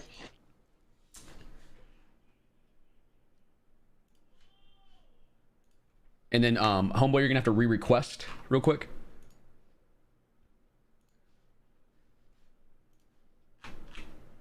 All right, there you go. So, you're literally you're an overthinker. You're a chronic overthinker. I'm diagnosing you with overthinking disorder. Yeah, that's true. You could carry yourself with 10 times the amount of confidence, and you pull bitches easily. You pull more bitches than me. All right. Your issue is that you overthink. You're an overthinker. You literally think that the girl that you have a crush on like swapped out of the fucking theater crew because you made her uncomfortable. You are worried about your outward appearance and the way other people perceive you more than you are worried about making that perception positive, right? You're just worried about that perception. You're worried about drowning, so you're not even paying attention to swimming, right? Like, bro, relax. Relax those wide ass shoulders you got, all right? Just chill. Maybe just have a conversation. Have you had a conversation with this person? A meaningful conversation, like friendly, like not just about class, not just about whatever you're doing in theater. Like, how's your day? I tried a couple times and they're just not really. Are you? Want to talk. What are the odds that you are misperceiving shyness as rudeness? I'm not saying they're being rude. I don't think they're being rude. Okay. I'm trying to figure out like you haven't given me a single example of something that is like definitive evidence that they don't like you or that they have no interest. I think you're just majorly overthinking, man. I didn't get to hold a single finger up. She swapped. She could have got swapped because her schedule was changed. I don't know if you're in college or high school, but like, are you in high school? High school, yeah. Okay, her schedule may have just gotten swapped around. Maybe it didn't work, or maybe the fucking professor moved her. That happens. Maybe she asked because of someone else. Maybe she literally just wanted to be with her friends in the other crew. Who knows? Right? Her friends are in the other crew. She doesn't have any friends? No, she has friends they have friends in the other crew. They do? Yeah. They have friends in the other crew that they moved to. Yes. Holy shit. Yes! Holy shit! Holy shit, Trash Man! You overthink things, dude! Yeah, I do. Okay, I'm dude. starting to like anxiety shit though, so that's cool. That's perfect. Absolutely. You think about yourself a million times more than anyone else does. Remember that, all right? You are your biggest critic at all points in your life. Yeah. Yeah. All right, dude. Have a good day, man. Thank you. Pinko, get in here. Hello? Hello. Give me the rundown. Okay, so there's this girl that I know from my work, and my friend also works there too, and he was like planning this like a mall like hangout, and I just wanted to know if you had any tips on how to like, you know, raise her up, get her to kind of like me more, put myself out there. You're gonna go hang out at the mall? Yeah. Be funny. Oh yeah, I know, but I was wondering if you had any pointers. That's literally what pointers for being funny? Yeah. Laugh at your own jokes. Not too loud. Okay. Laughter is contagious. Say something funny, laugh at it a little bit. If they don't, okay. Here's my rule of thumb. If they don't laugh at anything I say like 5 times in a row, clearly we don't have the same sense of humor. Clearly we don't. So being funny is out of the question. Then I will transition to being hot, and if that doesn't work, clearly there's no interest at all, and then I will move on. I don't even like waste time fumbling. I will just take the L and move. You know. That being said, it's not that hard to make someone laugh. It's the easiest way to make someone attracted to you, I feel like, is making them laugh. Here's what I would do. Here's what I would do in your case. Eat first, right? Like go there, maybe eat immediately, and then go shopping. Just literally chill, normal mall trip. Go shopping, chill out, get tired, offer to do something else. And the entire time, just be normal. Don't be too forward. Don't be too chill. Don't try to touch. Don't try to hold hands, you little fucking weirdo, you little goblin. Nah. It's a normal fucking mall date. This is the most basic form of date next to dinner or a movie, right? Like we're going to the mall. Well, it's not like a date, I would say, because like her friend's coming and my friend's coming. We're just like hanging out. I just want to like, you know, kind of get to know her more, see if there could be a relationship. Oh, you're looking for a relationship straight out the get-go? Okay, so here, okay, there's friends. Are the friends, what's the number? What's the friend group size? Is it 4 even? total. 4? Okay, who are the other 2? Well, my best friend and her best friend. Get them to go do something. Get those 2 to leave. Get them to leave. Literally be like, do you guys want to go shopping or anything? You guys want to go to any of these stores? Get the person they're interested in and name a store they want to go in and offer to go with them. Okay, I see, like divide and conquer. Well, it's literally like just having friends there the social, like, I guess the social dynamic, the attention is spread across the 3 other people. Whereas if it's just you, if you're the only person with her, she's only paying attention to you, right? And you want to get to know, you want to get to know her more. And if your friends aren't there, then you're only paying attention to her, right? The conversation is only the one that you two are having with each other. Just literally, okay, here's what you do. You want to get your prey alone. You want it to be dark. You reach in your back pocket, you pull out your gun, right? Are you listening? Okay. Anyway, but anyway, my point is, you just want to be normal. I don't know, lead a conversation. That's attractive. It's someone who's able to lead a conversation on their own, not be awkward and be like, so, yeah, don't worry, I'm good at that. I have ADHD too. Yeah, there you go, dude. I'm fine. Bite your tongue, though. I ramble too much around women. I scare them away. Yeah, I kind of do that too. Yeah, we're cutting each other off right now, even. Yeah. Sorry, my bad. See, we're both guilty of it. So. Yeah. I don't have much advice. This is a very easy question. Just be normal, dude. Okay, be normal, be a little funny. You seem like you're gonna do great. Yeah. Update us in chat in like a week. Okay, I will. Alrighty. Talk to you later, dude. Yeah, see, that's the easy one. He needed no advice. He needed one guy to hype him up. That's all he needed. Yo, what's up, dude? It might be Jacob. How's it going? I'm good, thanks. How are you? I'm good. Good. First, congrats on the weight loss. That's really hard, so good job on that. Thank you so much. We're here to talk about you, though, dude. We're here to talk about you. Give me the rundown. Yeah, but let me compliment you, mate. Oh, God. I think you'll be good at answering this, because got ADHD. When you're starting to gain feelings for someone, or you think you're starting to gain feelings for someone, how do you tell if it's just going to be another fixation, or if it's, like, actually something, you know? Don't cater to it. That's what I do. That's what I do, actually. If I'm worried that I am fixating on someone, I do not cater to them. So I can make sure that they're also showing me attention and that I'm not just being clingy. You know what I mean? I don't text them good morning and good night every single fucking day. I'm not constantly blowing them up with memes, not trying to have a conversation. Maybe go a day without speaking. Go a day without speaking. Go 2 days without speaking. See if the interest is still there mentally in the back of your mind. That way you know you're not just like going for that short-term dopamine rush that you always do. Yeah. Yeah? Yeah, that makes sense. It's helpful. It's helpful to make sure you're not hyperfixating on someone because it can lead to a very toxic one-sided relationship without even realizing it. A codependency, if you will.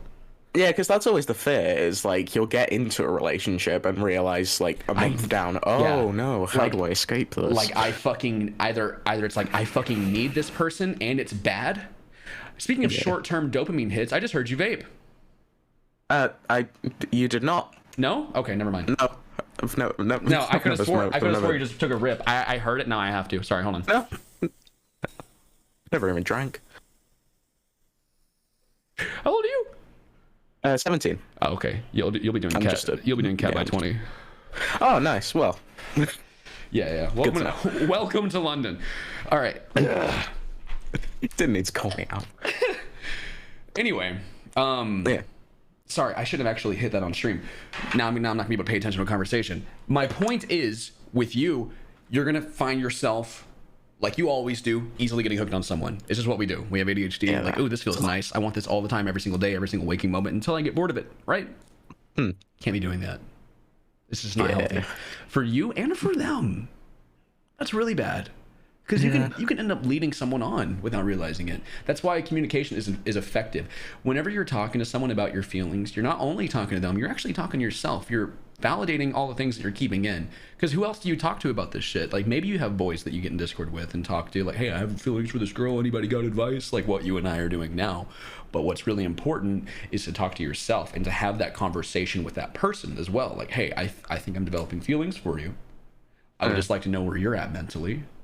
If we need to slow down, or if we need to break things off because it's not what you're looking for, whatever must occur, you must have the conversation.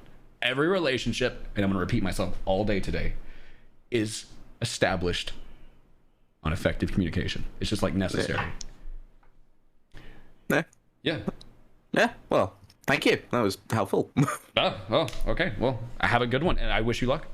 Yes, wish you luck as well. All right, dude. Don't know what he needs luck for, but is that what he was about to say? Don't know why I'd wish you luck. I got offered a vape by this girl I like, and she called me a pussy when I declined it, and I immediately lost interest. God, it's kind of hot. Oh, dude, what kind of man am I? Ooh, wait, what kind of man am I? Never mind. Hold on. Let's get this in here. Glimbo, what's up, dude? Give me the rundown. Hey, bro. I've got 2 questions. Right. How do you start a relationship, like from a friendship, without having the feeling of I'm gonna fuck this up? And the second question, how do you get bitches when you like Destiny 2 and Warhammer? Okay, that second question we may not be able to answer successfully on stream, unfortunately, because there's no good answer to that one. I'm fucking with you. Your first question is more important. How do you transition from being friends into being in a relationship? I would argue that it just happens naturally, but you must be under that assumption. You know what I mean? You must be under the assumption that that is what we're doing, or that's at least what I'm doing. Obviously, it starts with flirting. I think that's like the easiest. That's the easiest way to test the water. Is, you know, words of kindness, words of affirmation. You look really good today, like really good. Yeah, damn, like, thanks, bro. Yeah, you know, like things like that. Maybe you get hit with a thanks bro or thanks dude, but that's usually what's gonna happen. That's gonna be like the knee-jerk reaction to one of your bros like hitting you with the flirts. You're gonna be like, oh shit, thanks dude. Yeah, I get where you're coming from. What I find typically happens, but I don't know how old you are. I don't know how like. 18 October. Is this relationship in real life or is it online? In real life. Yeah. I'm not online. You're not an e-dater. No. Okay. Do you hang out in person a lot? Yeah, we hang out sometimes. Yeah. In private, even. One-on-one, but not really private. Well, one-on-one. Yeah. So I would say, because the reason I asked that is most of my like most things like that typically start physically. You know, it's like oh shit, are we about to kiss right now? Like yeah, like shit like that. Yeah, you're really worried about making things awkward, huh? Yeah, I just because she's in my college class, I don't want to make it completely awkward for the next right. Yeah. Okay, not only do you risk losing a friend, but you risk like putting someone through a little bit of torment even. Yeah, and making like the entire, because we're all like in my college class, we're all in a big friend group, and it's like I don't want to, you know, make it incredibly awkward. You know, in my head, I would ask the person, like, and I'm thinking about how I would do this, but this is also just how I talk and how I operate. I would legit ask them such a forward question that it would blow their fucking hat off. But I would say, like, would it like be really awkward if I asked you out this summer and you said no, and then we had class together?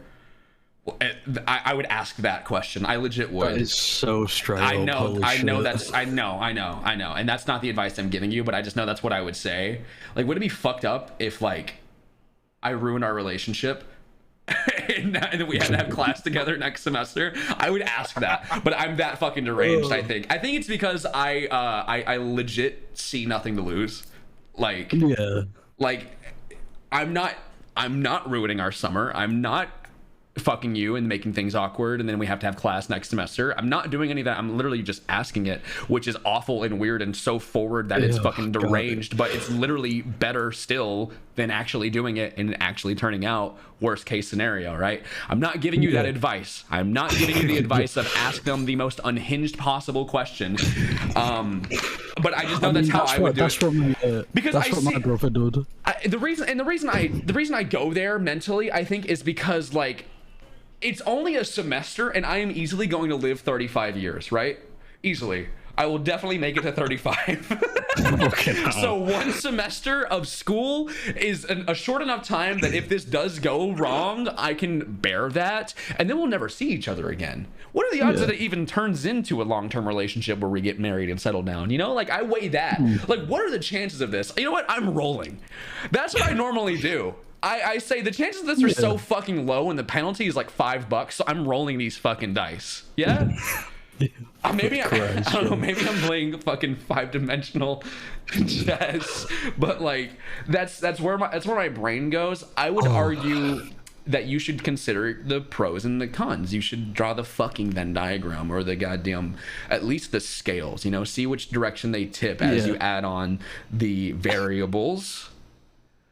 Are you more concerned about losing your friend and creating an awkward class than you are about potentially getting like a very nice relationship that you would really like to be in? That sounds more enticing than making sure something bad doesn't happen almost. But some people may see keeping things clean and civil and not awkward as more important than seeking out a relationship. Some people would see that even as self-gain.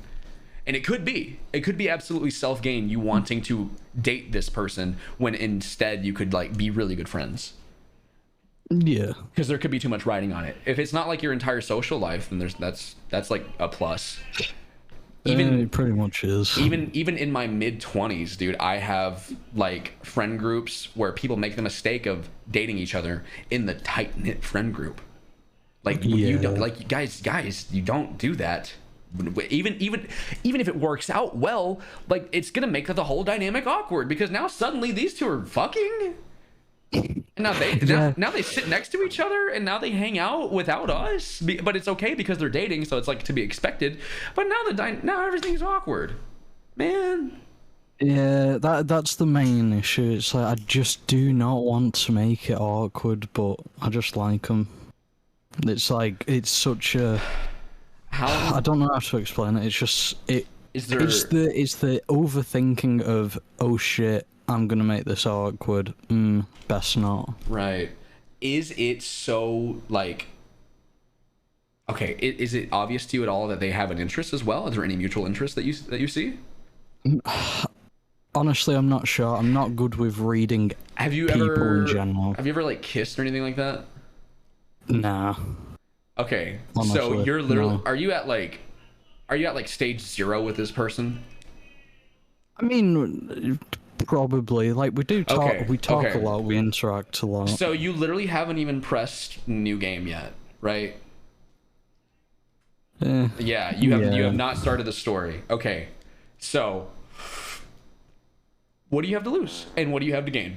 Weigh those two. There's your answer, man. As far as like the what if, you already know what if. It's just like, do you see it working? You kind of just want someone to make this decision for you, I feel like, and that's understandable because you're at an actual crossroads. You just got to decide what matters more. Personally, I would advise that if it's going to change up your entire social life, no. Unless it happens on its own, but I wouldn't seek that. You know, it's like fucking I don't know. It's like McDonald's or polyamory. You don't necessarily seek it out. It needs to happen naturally for it to work, right? Right? Yeah. Right. It's definitely something that you want to sleep on and think carefully on. Yeah. Yeah, it is. It's a decently big decision. It's a massive decision. It's like buying a new car or circumcising yourself. Fucking hell. I feel like you have everything to lose. You have nothing but yeah, foreskin. it's just everything. Oh, I'm talking about foreskin. Sorry. Shit. Yeah. No, but, I mean, but yeah, I've got everything to lose for there as well. If you are really risking it all, man, is it that worth it? When you, I mean, odds are, like, did you meet this person at your school? Right? Yeah, in college. Yeah. Okay. What are the odds that the right one was sitting next to you in class? That's true. And I hate being that guy because I dated my high school sweetheart for 8 fucking years. So like, how dare? But I'm using that also as my evidence to support that you shouldn't. So it's just a lot to think about, really. I look at it like this, dude. You're gonna be a very different man in like 2 years. You're gonna be a very different man in 4 years, and then 6 years. You're gonna change so much in these next few years. Do you really like think you want to get into something heavy now? Why not just sit back and be patient and see where it goes? Yeah, just wait, chill out a bit. You have so much time. Happens. Unless World War III starts, you're actually closer to it than I am. You may not have that much time. Oh shit! Fuck. Yeah, GLHF. Good luck, dude. Yeah. Thanks, bro. Have a nice night. You too, man. And I feel bad because there wasn't really a conclusion to come to there other than you have a choice to make, clearly, good sir. I can't make that choice for him, and that's why there's really not much I could give him. I've canceled my QuickBooks subscription. I will no longer be doing my taxes. Fox Bozen, thank you for the brand new Prime sub. Dark Knight Streaming, thank you for the raid earlier.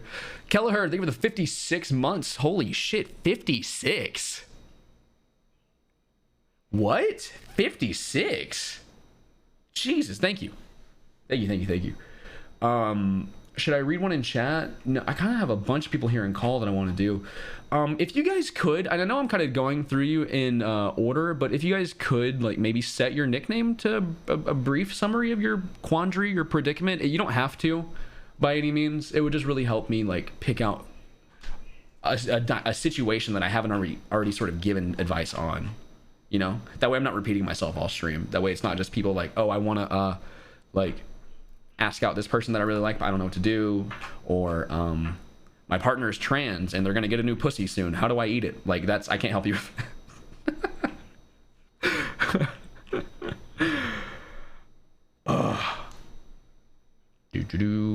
Want to get back with old girlfriend. Oh boy. I gotta hear you, bro. I gotta hear you. Get in here. All right. Give me the rundown. All right. So, me and this girl, we're both 15. Okay. Stop. I don't need a rundown now. Okay. You may be honest with you? You may be honest with you? Someone who's 10 years older than you? No. You don't want me to be honest? No. Okay. All right. Then what do you want? All right. So we dated a couple years back, and all of a sudden I feel like I have feelings for her again. Yeah, you do. And I do not know how to do this because I fucked it up the first time, and I don't want to fuck it up the second time. You will. Yeah. So, like, that's the thing. You do have feelings. You will fuck it up again. Like, it's just how it goes. So, like, okay. I don't know what to tell you, dude. I like, you don't make the same mistake twice. You never do that, right? It didn't work out the first time. Who's to say it's gonna work out the second time? Third time's the charm, maybe. Do you want to get to attempt number 3 though? Do you really want to reach that point? No. I feel like that's kind of desperate going for the third time. Right. So, what's the difference between the third time and the second time? You know? Good point. And what's the difference between the second time and the first time? What's changed? Ask yourself that most importantly. And I mean, I'm surprised you didn't say a whole lot because I know as a teenager, every single year I was a new person, but not shit has changed because while people do change, the dynamic typically doesn't, you know? Like, yeah, people change, but I did too in the meantime. You know what I mean? Mm-hmm. So whenever people hit me with that, oh, well, you know, they've changed. Like, so have you, girl. So have you. Keep that in mind. My advice, I don't know if you want any from me. Give me advice, streamer man. Oh, I would say avoid it like the plague. Okay. But you won't because I remember being 15 and I wouldn't. I don't blame you if you do, dude. It's just like, I don't know. Don't be surprised when it happens, man. That's my advice. My advice to you is do not be surprised. Okay. Everyone told you so. Everyone told you so, and you even believe it a little bit by the sound of your voice. Yeah. Yeah. So don't be surprised. That's all I'm gonna give you. Sometimes we just gotta make our mistakes. That's fine. We go next. Yeah. Alrighty, dude. Streamer man. Good luck. You too. Hell yeah. Cheated on 3 times. Want to go back? Oh boy. No, I gotta pick your brain. Get in here. All right. Give me the rundown. Hello. Am I being heard? Yes. Okay. So this is a long story. Hold on. Give me your character sheet as well. Character sheet. Okay. Trans. I'm trans. She, they. Non-binary, basically, but whatever. I have ADHD, I think. I also probably have a lot of other mental things, depression and anxiety, really bad social anxiety. Do you have the autism? Probably not. I don't think so. You're a trans girl without autism? I think so, yeah. I'm writing that down. Nice. Okay, but seriously, this is a long string of context. Do you want me to just give you the really short, abridged version? Yes. Basically, 2.5-year relationship. In the beginning, found out that my partner at the time was poly, and I said I'm not cool with that. They said cool. Literally a month later, immediately. Sorry, go ahead. Literally a month later, I found out because I was getting jealous, and I was like, I gotta fix this. I'm gonna talk to some of their friends, just so I can stop being jealous and realize, they're people. Whatever, it doesn't matter. The first person I messaged was their girlfriend of 3 years at the time, and this was like 4 months in. Okay, hold on. Repeat that last bit. The first person who messages? The first person that I messaged to stop being jealous about it was my partner at the time. It was their girlfriend of 3 years. Okay, so you knowingly reached out to their girlfriend of 3 years? I didn't know it was their girlfriend of 3 years. I just was like, oh, hey, it's one of their friends. Let me talk, try to stop being, jealous of just their friends because it's not a big deal. That was the first person. Okay. I have a lot already. I think I understand the dynamic now. Are you ready for this? Go for it. You are absolutely 110% a side piece. You are a fantastical accessory to one. Is this a man? Gender fluid, just they. Okay, to one person's ideal fantasy of having mad bitches and all of them also loving them, right? But there's a lot. There's a lot, but that's enough is what I'm saying, though. Like, that alone is enough for you to block this person and never speak to them again. So without running down the other 2 times that you realized you were being cheated on, can I ask how long was this relationship? 2.5 years. 2.5 years. Your age? 15 then, 17 now. Gonna be 18 in a month. Okay, 15 to 17. I'm gonna say you're now 18. And you would like to transition into adulthood with this bullshit. You would like to bring this teenage drama into adulthood? I'd like to move past it. I'd like to. Oh, okay. So you have this want despite not wanting it. Kinda. Okay. So you are you have a moral, not a moral. You just have a dilemma. I'm gonna run you the other 2 situations. Okay. If that's okay with you. If they really give a lot of context, by all means.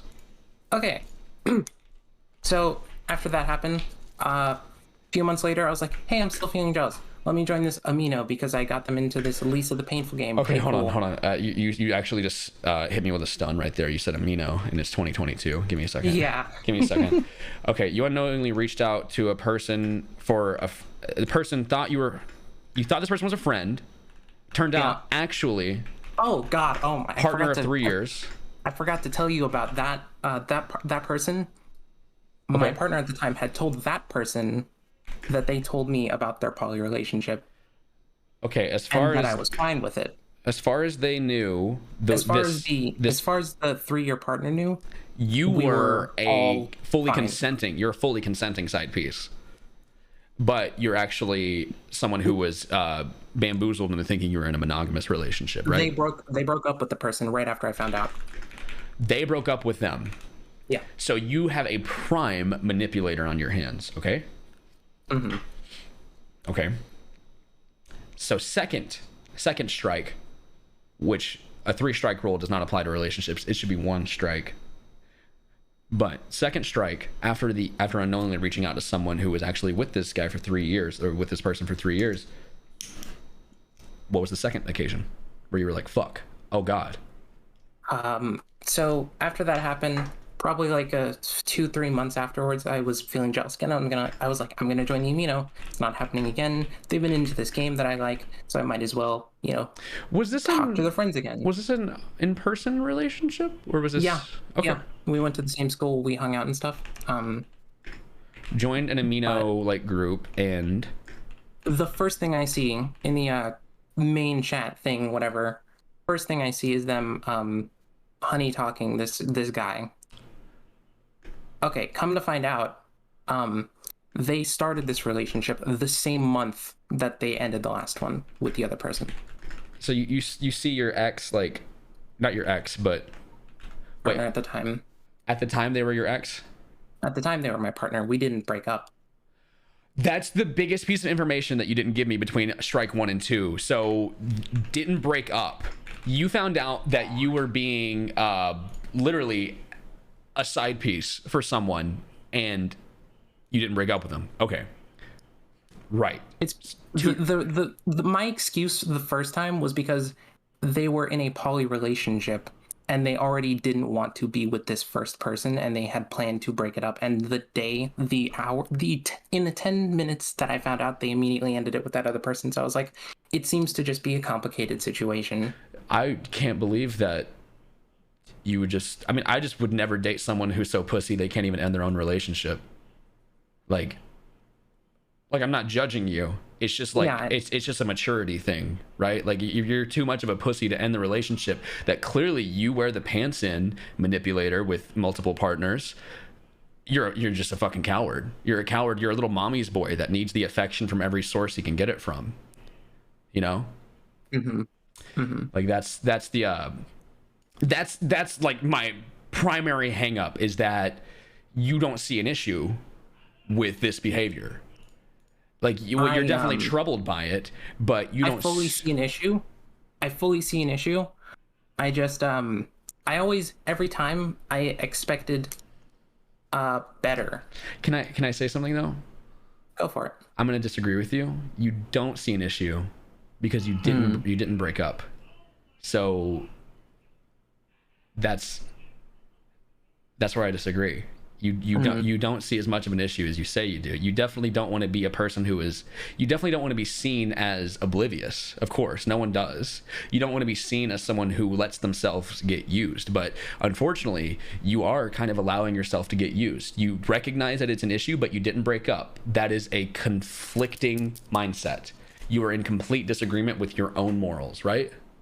I didn't break up because after all the stuff had happened, I continuously tried to enforce harder and harder things like, hey, this can't happen again. Let's try this. And they were like fully sure. Yeah, that's completely fine with me. You don't need their help to make sure it doesn't happen again. You know how? I break up. Yeah. There's more to this, and I'm feeling like you're starting to see a pattern. You don't want to get on with that. It's because I don't need any more.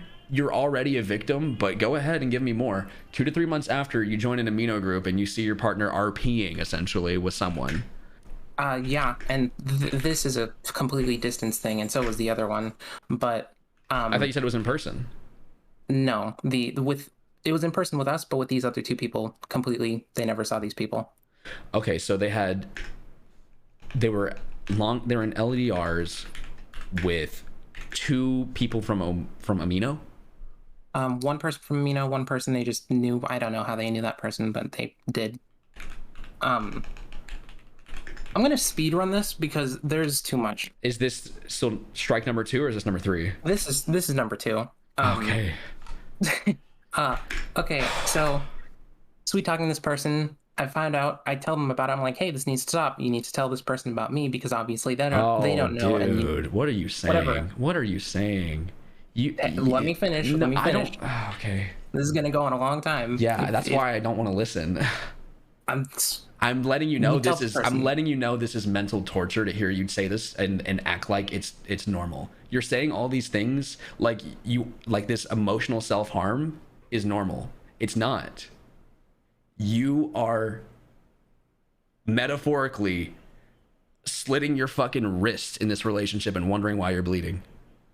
Like, legit, at this point, after strike number 1 and 2, you're shooting yourself in the foot.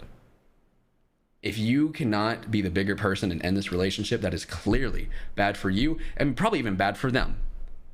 You don't need this shit in your life. Like, you're about to experience some of the most fun years of your fucking life. You do not want this shit.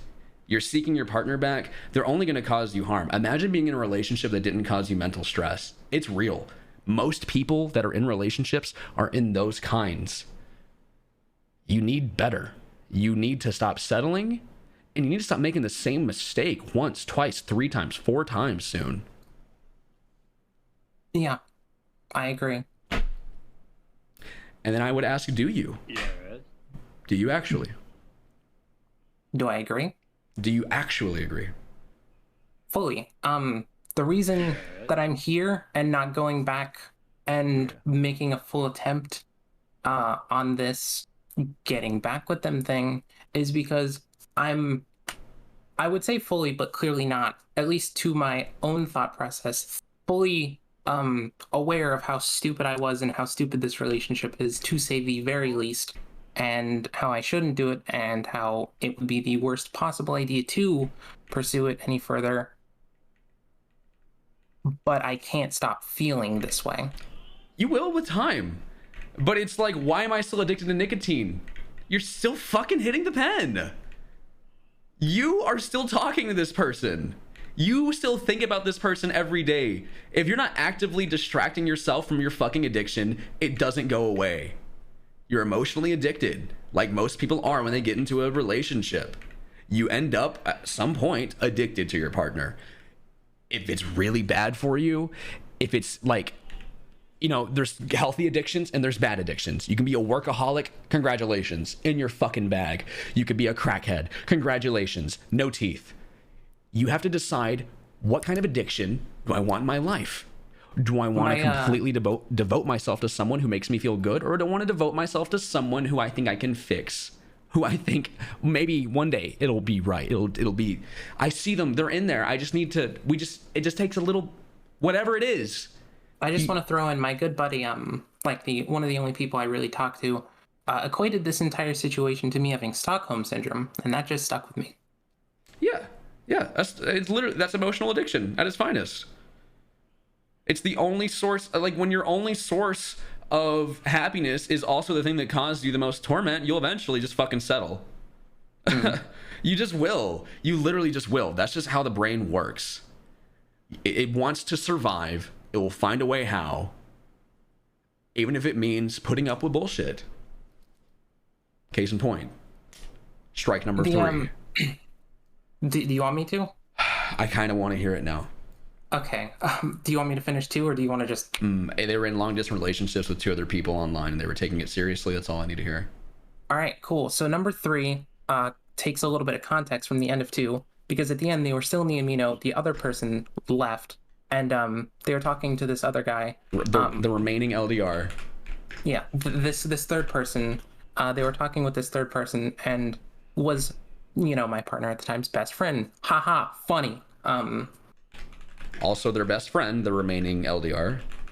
I'm gonna find out this best friend had feelings for them, and they literally showed me them rejecting him, like fully, full stop. I talked with this guy also. You talked to their other partner? At this point, it was not. That is quite a ways down the line. At this point, it's literally actually just friendship. So they're exes. They're exes, right?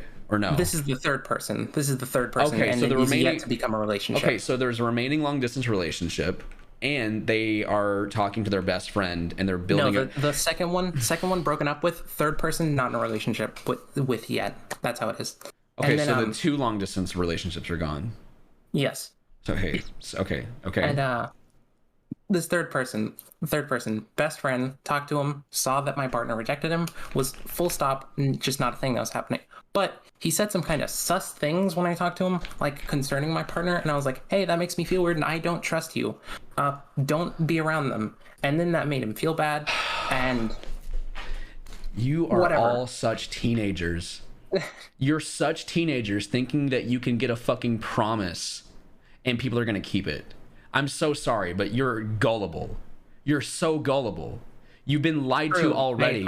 Once a liar, always a liar. Once a cheater, always a cheater. To finish the thing though, because there's a big time skip here. We're time skipping from like 8 months in the relationship to 2 years, 2 months. A lot goes down this person, this best friend, and a few more of their friends kind of hate me now, and I have no idea why. They just don't like me anymore. Yeah, your partner talks shit all up and down about you. What do you mean you don't know how? 100. You actually just fully guessed it. That is no, actually... that's not it. It doesn't even need to be a guess. That's just what happens after a relationship ends and your friend group hates you. You need to understand it's because your ex spread word.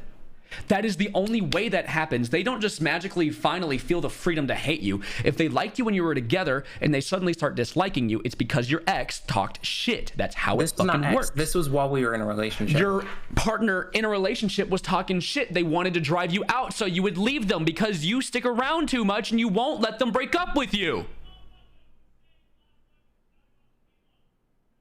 And so the third one began, I don't actually know when, sometime in December of 2021, but I found out because I was looking at Twitter and I found like a picture of one of their friends posted that like had them talking, and I was like, huh, you're kind of talking weird in this. And I showed it to them and I was like, is there something about this? And they're like, no. And I was like, you can tell me. And they were like, I can't do this anymore, it happened again. So that sentence, I can't do this anymore, they have literally done everything they can to get you to dump them except for actually dump you, because it's an emotional commitment that makes one feel like a villain, and this person is insecure about their outwards perception, right? They don't want to be the bad guy that dumps their girlfriend. You have got to take the fucking leap.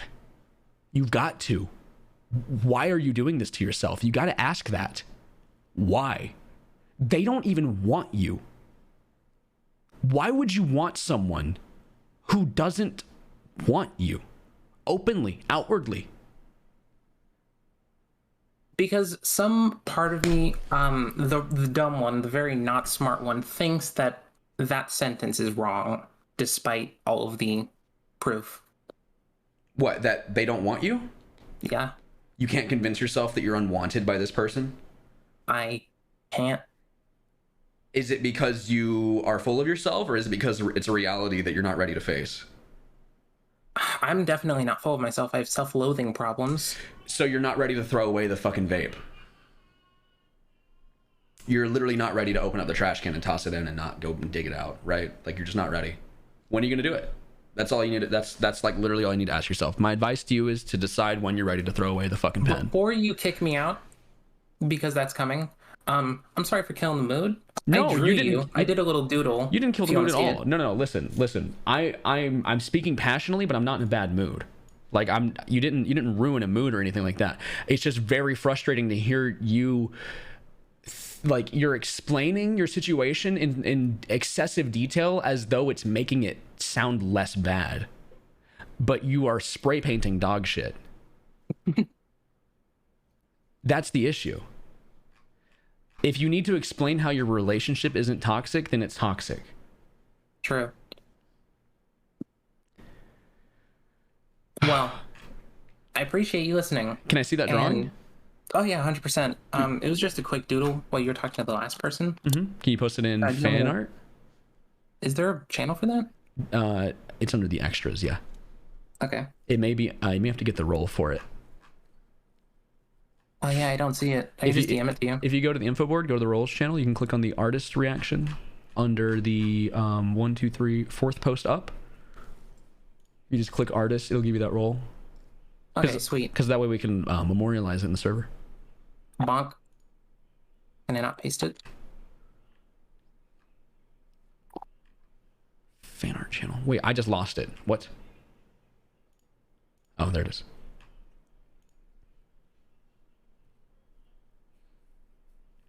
Where'd you put? Wait, did you post it in fan art? I can't post it. It's not on me. Oh, okay. Well, just DM it to me. That's fine. Cool. Bonk. Sick. Literally, it was like 5 minutes. No, a little doodle. I like it. It's cute. Thank you. Very cool. No problem. All right, girl. What are you gonna do? Hi, streamer man. I'm gonna. You're gonna think. You're gonna think long and hard. And play the Elder Scrolls 3 Morrowind. Alrighty. I wish you luck. Okay. Wow. That was a big one. That was a big one for sure. I'm gonna go pee. I'll be right back though, chat. All right. Whew.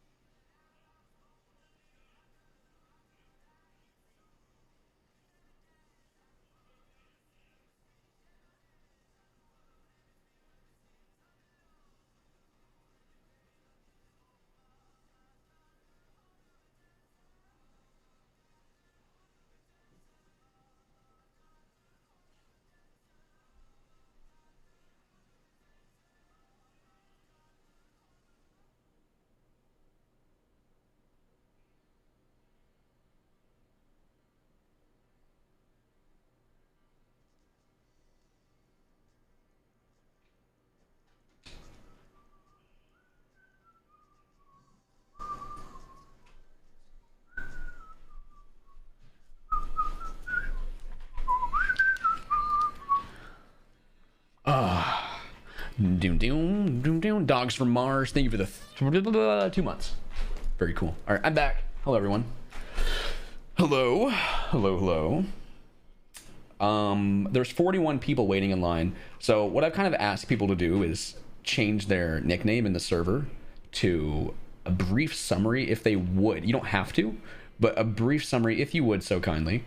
Just to give me a little bit of a rundown on your story before I drag you in, just in case it's like a repeat of something we've already talked about on stream.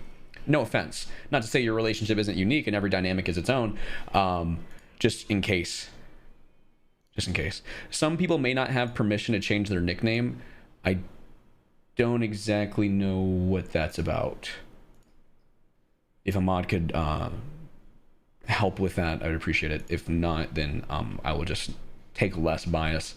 Am I a bad girlfriend? This is a great one. This seems like it's gonna be really good, thoughtful, because this is gonna be like about your situation. So hello, hi, how are you? Hi, can you hear me? I can hear you just fine. Give me your character sheet, and then a brief rundown. I am, I'm a girl. I'm a cis girl. I'm 14 and. Oh, sorry, how old? 14. Okay. So very, very young. Right. Okay. It was like a middle school relationship type stuff. Right. Is this happening now or has this happened in the past? This is like now and in the past, like a mix. Okay. And it's like I'm not doing anything like super, super bad, but like I just feel I'm doing bad. No, it's okay. I mean, I remember, I do distinctly recall being this young. There's no rules, there's no book for this, there's no one to really teach you anything. And if you don't have a good example set in your life, and sometimes you just have no idea what the fuck to do. So go ahead and describe the situation and then ask your question. Okay, so basically, I'm not gonna name his name, but yeah, Luke, because that's just named his name. Okay, but he doesn't have the best mental state. Like he He has like depression. He has and, like, bad a mental lot of, health. like, Your boyfriend has bad Yeah. mental health. All right, next. yeah, and I want to help him in like the best way possible. How but can you help? I don't know how to help, and I want to be there for him, but I feel like I'm a bad girlfriend because I don't know how to help him during like when he has like episodes and like when he's feeling sad. I don't know what to do, and I feel like I'm bad for doing it. Okay. I completely understand. I have a lot of experience with something like this. So your question is, are you a bad girlfriend for not knowing how to help? Yeah. Okay. Do you want me to be brutally honest with you? Yes. No, you're not a bad girlfriend. The brutal part is that it's not your problem at all. And that's not something you want to hear at age 14 because you want to commit your whole fucking life to someone right now. I understand. I remember being 14. You do not want to date a 14-year-old boy or a 15-year-old boy or a 19-year-old boy. You just don't want to date. You don't want to date any boy under the age of like 29 because they're not put together until they're in their 30s for some reason. But anyway, what I'm actually saying is you don't want to date someone who is not well put together. You cannot fix anyone. You asked yourself the question and you didn't know how to answer it. I asked you, how could you help? You've already asked yourself this before and you said, I don't know. Honestly, you don't know because there's no way for you to help. How can you, a 14-year-old, help someone who is mentally ill?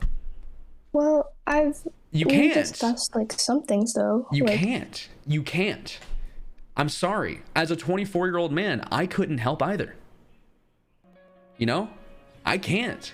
Even if I had medical qualifications, I can't help my fucking partner if the problem is in their head. Well, there are some things like, since he hasn't really been able to try to get therapy, we've been like researching stuff online to see if it's not your problem. But I'm telling you this, it's not your problem. And you don't want to hear that because I'm giving you breakup advice is what I'm giving you, and you don't want that. But I'm telling you that that is what like if you were, let's say if you were like 20, this is what you would do at age 20. You're just not ready to do it yet because you're 14. Because you're a bad person for breaking up with someone with a mental problem, right? But I don't want them to do something or like feel something bad just because of me, and I don't want them to be in that place because they're already in a bad place, you know? Right. So you don't want to be the reason. You don't want to be their 13th reason, right? Yeah. Right. So what? The alternative is stick around and deal with bullshit. You're just gonna sign. You're gonna sign over your rights like that?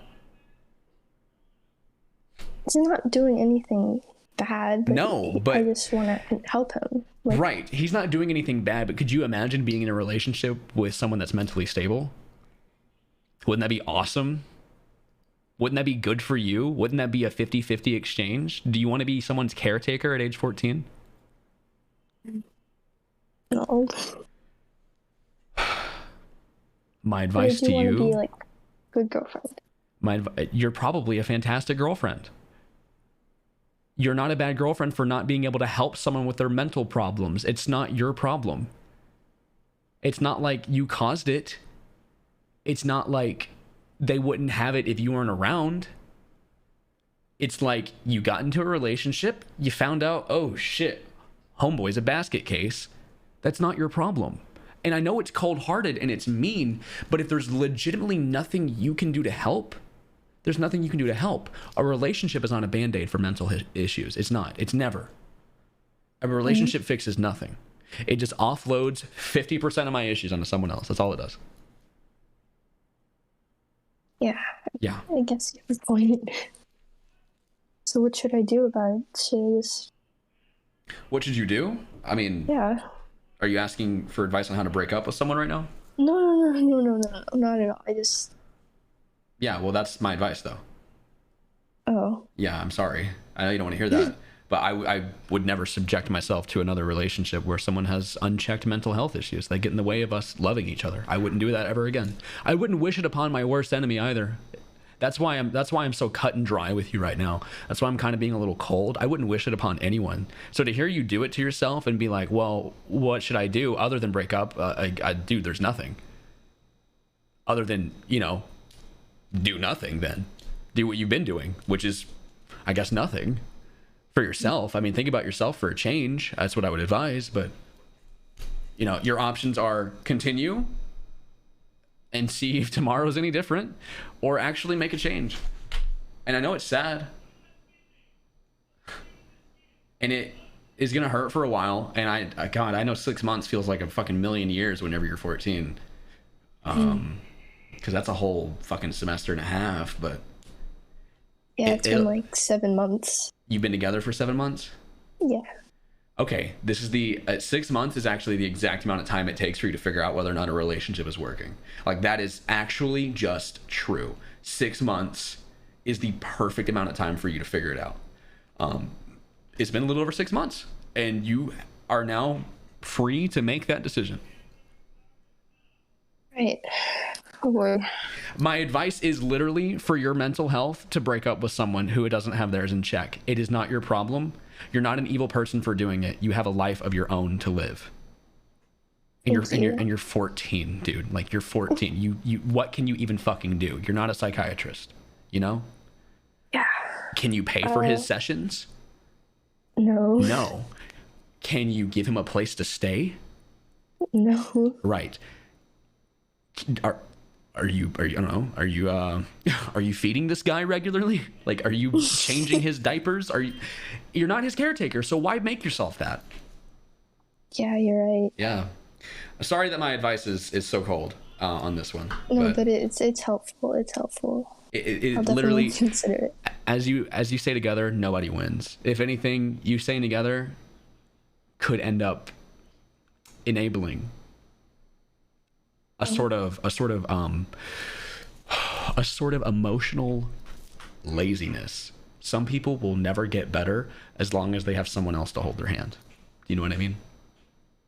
You're right. Yeah, and that one is the worst one. That's the worst one. That hurts. That is the worst one. If you really care about someone, you know. Yeah, that's the one that hurts the most. It hurt, but I'll definitely take it into consideration for maybe him to figure that out, for me to figure myself out too. Yeah. Thank All right. you. Absolutely. Have a good one.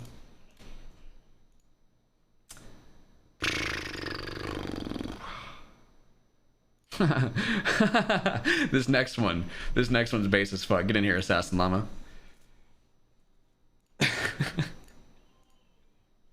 Get in here now. Coomer, thank you for the 25 months, man. Oh, hey, chat. The playlist is open, by the way. !SR space YouTube link or the name of the song. It'll pull from YouTube.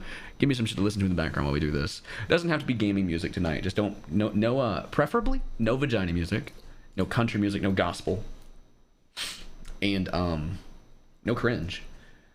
Assassin Llama is actually just not there. Oh, no, now you are. Did you leave the call, you goober? Join now. Literally join. How? I've sent you the invite. Click accept. Why did you? There you go. You goober. Sorry. You're fine. Sorry, my bad. The invite wasn't showing up for me for some reason. I guess. Anywho, so main problem. I want to know how you stayed motivated to get ripped. Because your motivation has to be internal. You cannot depend on any other reason to get in shape other than to just fucking want it for yourself. Like, that's the issue. And that was the biggest mental obstacle, was wanting this for myself more than I wanted that next fucking bite or another fucking DoorDash cheesecake or another fucking dinner out tonight. I wanted to look like how I felt on the inside more than I wanted that extra fucking bite. That was the biggest obstacle. That was the biggest fucking kicker.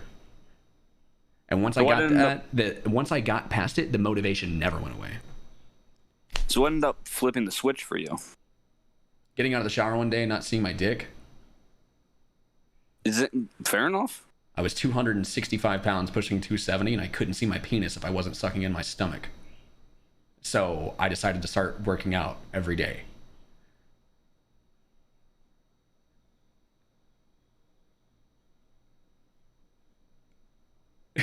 Yeah. All right, so it seems like there isn't really much in terms of advice that you can give me. It's mental. It's literally mental. Yeah. It's all mental. There's not a there. I mean, yeah, you can trick yourself. You can hack your brain, you know, but it's all mental, Right. dude. The last and like it's just the switch. You just need to flip it the one time. I feel like you need to find the thing. You need to find a way to fixate on it. Find a way to actually need this change. All right, so it's just about finding something for me that works for Like, motivation. what would it serve you? Like, what would it actually do for you to be in great shape? What would it actually do? Firstly, I wouldn't feel like I'm losing my breath every time I go up the stairs, which would be nice. What is your favorite food right now as a big boy? Favorite food? Huh. You know, I don't think it's so much food, it's more activity. Are you doing nothing? I am doing nothing. What yes. is your go-to game that you'd never fucking get off of? Go-to game? Right now, it's... I change, like, every month what game it is. Okay. But right now, it's Animal Crossing. What is the thing that you spend most of your time doing every day? Most of my time, watching YouTube. Okay. Watching YouTube because something interesting is fun to watch, right? Like there's nothing really else to it. It's just like fun to watch stuff on YouTube. Like I feel like I feel like maybe even I'm culturing myself. I'm finding more things that I can share with my friends, whatever, things to talk about, right? But what you're doing is you're just hooking yourself up with that short-term dopamine hit, right? Like funny video, make me laugh. Do you want to not run out of breath going up and down stairs more than you want that next funny video? And you would say, yeah. But then I would say, where's the proof of that? Logically, I'd say but on paper, like, of course, I would sign that. Yeah. You know? And then I would ask you, where's the proof of that? So prove that to yourself. Right. That's what I would say. All right. Thank you for your advice, Mr. Funny Streamer, man. Absolutely, dude. I wish you the best of luck. Update me in 6 months. All right. Hell yeah. See you, dude. See ya. Skill issue, true. Getting with a girl at work, don't do that. Sorry. Sort of cucked a guy. Am I the ass? Let me hear that. Get in here. I need to hear this. So how did you cuck a guy? All right. So I don't know if I would really consider it cucking. Explain. Well, oh wait, do you need my character sheet or whatever? I don't think I need yours. Okay. All right. So I went to a fair and my boy had his girl with him. That's not the one I cucked. I would never do that. Okay. But I was with him, and then another person from our class was there with a girl, and I assumed, oh, they're together. I won't do nothing with that. I'll just chill, have my own fun. And then she starts talking to me. She starts talking to me like a lot. And she informs me that there's nothing between those two. And homeboy's upset about it? Homeboy was upset about it because I ended up getting with her. So you're asking if you're the asshole for passively just being sexier? Yes, exactly. No, that's a skill dip, bro. That's a gap. You created a gap between you and this man. That's a skill diff. I don't know what you want me to say. Like, yeah, no. I just wanted to make sure because, like, even my boy, I just don't know if he got both sides of the story. Because, like, this guy was my best friend. He was like, "Bro, I've never seen you go that low. What the fuck?" Oh yeah, no, he's mad, man. It's your boy's taking an L and he wants to blame somebody, not himself. No, it wasn't my boy that was saying that's the lowest I've gone.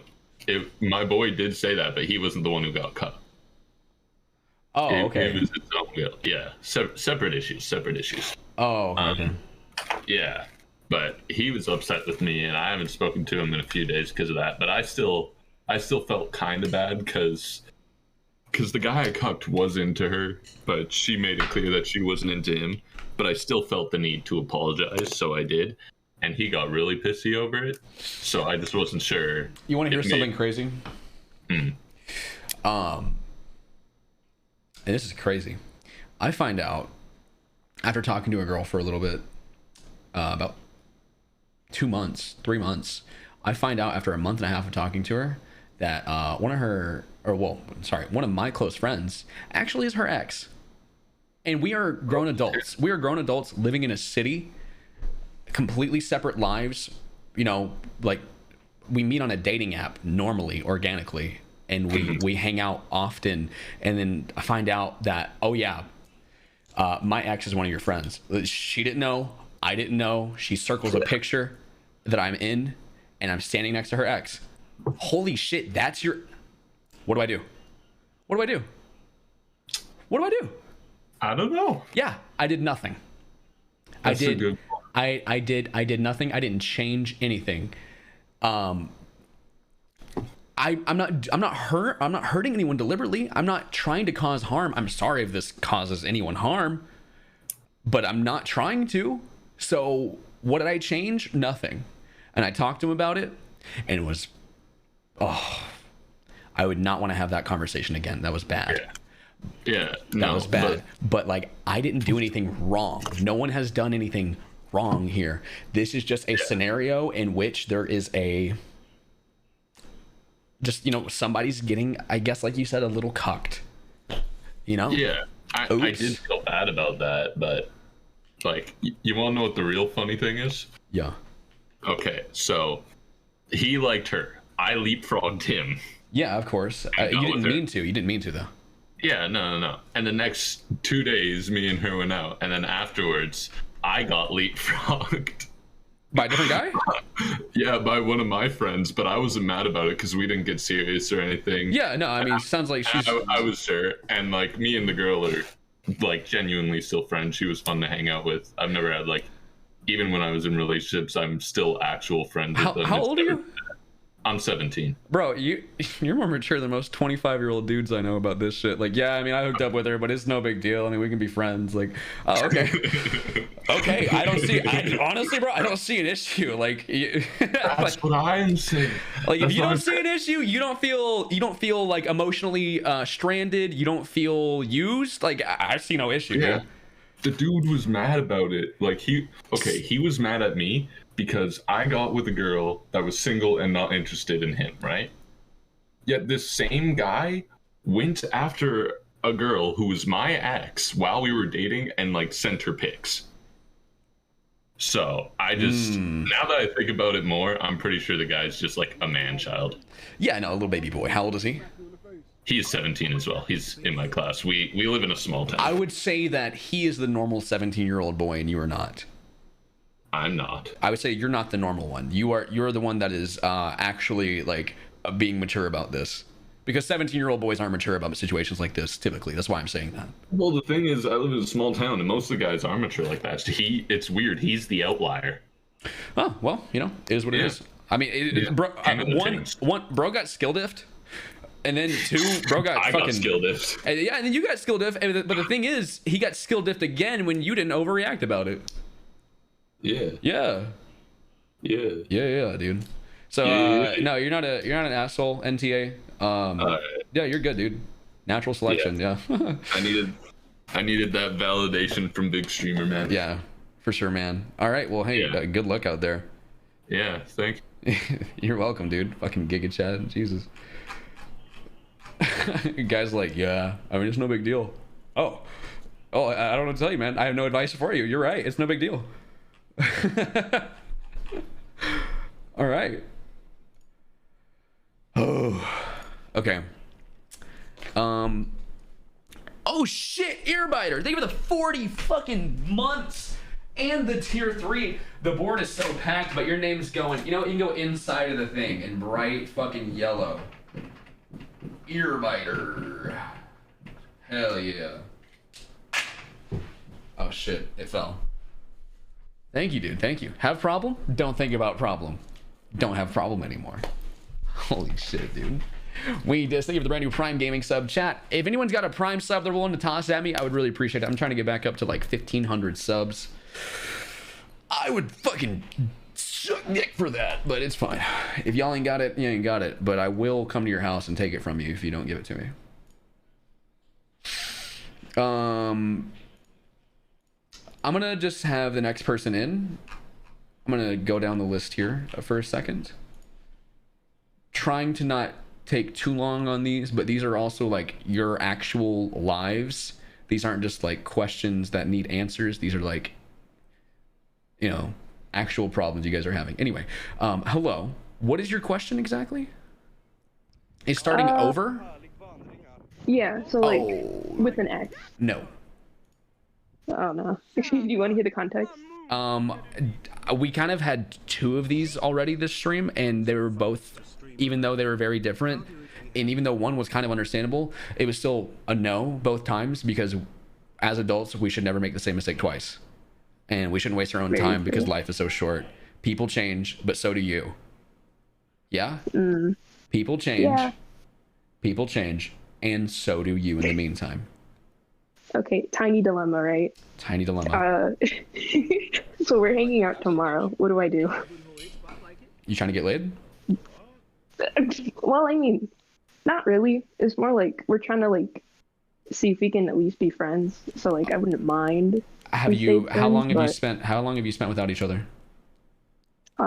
Like a week. Nope. I got you. Yep. Takes like 6 months. Takes like 4 to 6 months. Yeah, we were together for 6 months, and it didn't really work out. Oh, I mean, it takes. I'm saying it takes 4 to 6 months of separation before you can start over. Before you can try to be friends again. That's what I'm saying. You need to actually be your own person for a similar amount of time to a relationship, so you can fully emotionally detach and regrow. Do you know what I'm saying? Because when you rip each other apart, you leave a hole in each other. You need to let that regrow for a while before you can touch again. Otherwise, those pieces will just like magnets just suck back to each other, and then here we are in the same fucking boat that we just crashed. We literally just crashed this boat.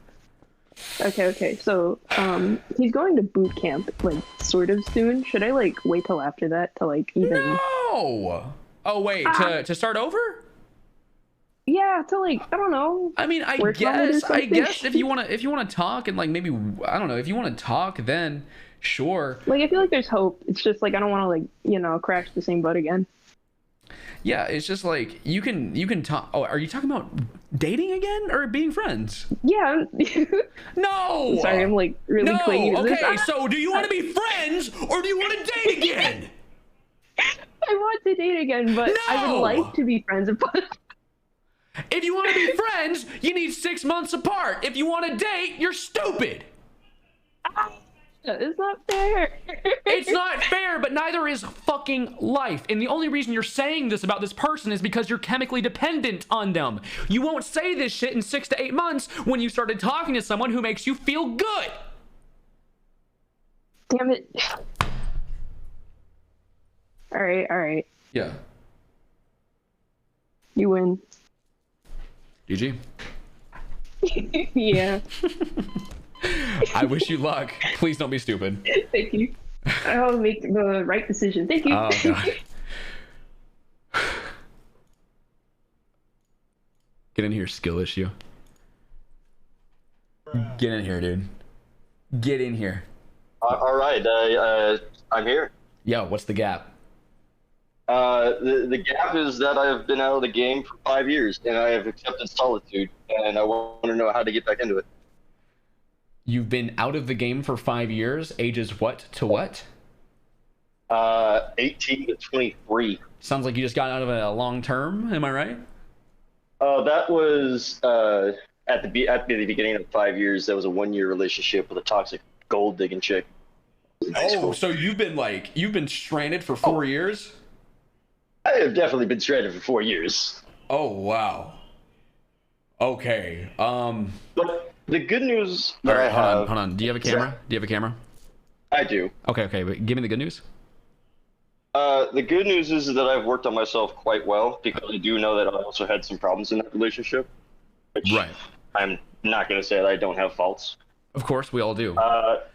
And I also realized that I wasn't in a good enough position for the past 4 years to be able to get into a relationship, because it's very difficult when you get into one, and I don't want to put that burden onto somebody else.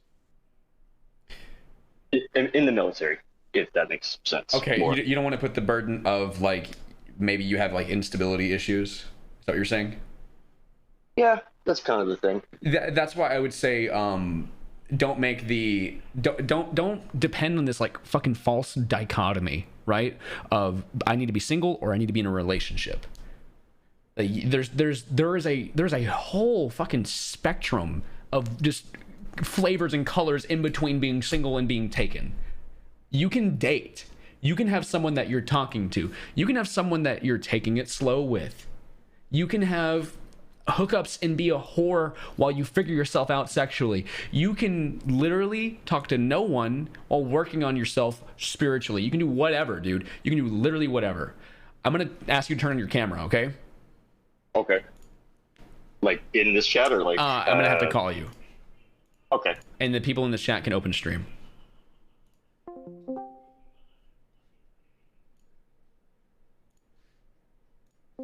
Okay, let's see it. Oh, dude. So what's up? Oh, dude, you're fine. What are you worried about? Oh, I'm about to head to the gym. That's why. But I'm saying like, dude, you're good. There's like at least 400 bitches in chat that would eat this up. You're fine, dude. So what's the hang up is the mental one? Yes. Okay. So start slow. You trying to dive into something with someone? Do you have someone in mind already? No, like I said, I've been out of the game for 5 years, so. Are you overseas right now? No, I'm here in the state. I'm actually getting out here like 2 days. Oh, well, shit. Yeah, okay. Freedom. Finally getting out. Okay, so, dude, I mean, you're just good luck. You're gonna have a great time. You have nothing to worry about, I don't think, man. There's only one problem about me. Oh God, what's the problem? 5 head. Dude, that 5 head go all the way back. Dude, you would go crazy bald. You would go crazy bald. I tried it. You tried bald? I tried it. I got that weird fade, dude. I got that weird peak at the top of my head. It ain't good. It ain't good. Bro, I'm talking like bald, like Johnny Sins bald. I'm talking razor blade. No, yeah. Really? That's what we did. It was actually one of like the little traditions like we have for our little crew. You go bald before you go out. Right. On your Okay. first one, which is fun. Although I never got to go out because COVID. So fun time. So you think your hair is going to be an issue? I just say that it's one insecurity I have. It's just like I don't have a good hairline. I don't know. I mean, there's a million things you do. You could like, what I would do as you is I would still buzz that shit regularly. I would buzz it down to a 0 if you could. And I would maybe just see what your facial hair game looks like if you let it grow out. You got anything? I might have a little spotch. For me, it's mainly under here. I have some here at the side. And what's the I longest? Have, like, very minimal. What's the longest amount of time you've given it in the past few years to actually let it grow? I think I gave it a good month. Yeah, a good month. I would say it was pretty patchy though. I would say it takes like honestly like a couple of months before the little tiny like slow ass hair follicles push out hair long enough to fill in all the gaps. My beard, I actually probably could have grown this at age 20 or 21 if I would have tried, but it took forever to finally fill out. As it's growing, keep going over it with the exact same guard, and you'll notice the patches fill in. Maybe use keeps. You could probably use it on both sides of your face. Yeah. Are you? I do need to actually probably get into that because I do feel a little bit insecure with that. But. Yeah. There's no shame in that either, because I'm gonna get on it soon as well. I don't want my hairline to go away. The last thing I have to present to you is a good fan favorite of mine. Your neck is still forfeit, bud. Oh my God. Yeah, that's me. But oh my I came God. Back. I remember your fucking room. Jesus Christ. Oh yeah. My man's a fucking giraffe. He's actually a giraffe. I can actually. Jesus Christ. Yeah, your back, your neck. Fuck. Okay. Well, I think you have nothing to worry about, homeboy. I think you're gonna do great. All right. Stay swole, brother. Hey, appreciate you, man. You too. What a guy. Okay. Hello, everyone. I am back. I have returned. I am gonna drag in. I'm gonna scroll. I'm gonna pick a name that I like this time. Cannibal ex-fiance wants me back. Yeah, I don't believe you, but what a fucking clickbait title. Cannibal ex-fiance wants me back. That's a banger-ass name. What's the actual rundown, though? You gotta tell me. Don't lie. Shit, can you hear me? Mm-hmm. Oh, I can't hear you. Okay, well, you're silly. Are your headphones working? Actually, you can't hear me, so how would you know that I just asked you that? Well... let me get headphones right quick. Alright.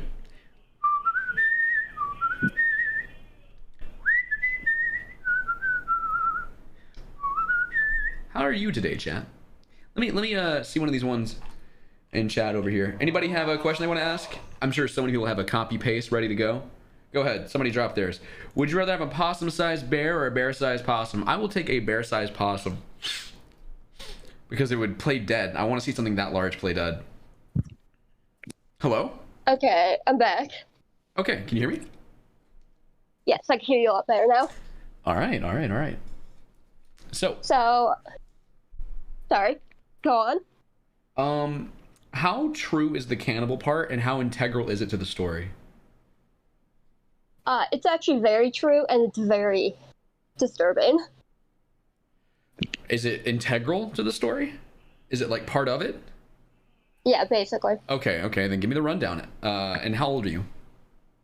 I am 22 currently. How long were you together? For about like 3 years together. Okay, so 19 to 22. Yeah. So I met this girl. Are you also a girl? Online originally. Mm-hmm. We started a relationship, and then we started living together and everything. I didn't think anything of it. I thought she was really nice. She was really sweet, and then the abuse started. Okay, and how long did that go on? About like our second year into the relationship. So it started basically right at the beginning of the relationship up until about the second year. Yeah, basically. Okay. So regarding my name, there was a time where I was like thinking of like breaking up with her and just breaking off this engagement that we have. And she said, no, it's okay. I'll make it up to you and everything. I'll make you a special dinner and everything. And I'm like, okay, if she just make it up this way, I guess it's fine. I found out the hard way that how crazy she was. That she took one of my knives, because I collect knives, she carved off part of her thigh and then cooked it and served it to me. As like, and it was very fucked up. Was it like a spiritual thing? Was it trying to scare you? What was the reason for that? The reason for it was that she wanted part of her inside me. It was a spiritual thing. It was not like exactly. It was like it's more of a. Okay, it's go like ahead. a weird like yandere thing. You're gonna need to actually explain this and stop clickbaiting. You're gonna need to actually explain what's happening. You're explaining this in a very dramatic way, but I need you to tell me what actually happened and why this person was doing it. This person harmed themselves. They cut off part of their flesh and cooked it to serve it to you. Why did they do this to you? That's what I want to know, man. Okay, so they're insane. I'm deleting this entire paragraph of text that I wrote, and I'm writing that your partner is legally insane. Yeah, and she's a mortician too, oddly enough. She's a mortician. Yeah. She handles dead bodies. She has access to food. Yeah. My God. My God. How many dinners have you eaten with her? Quite a lot. And now I'm rethinking everything. Fuck!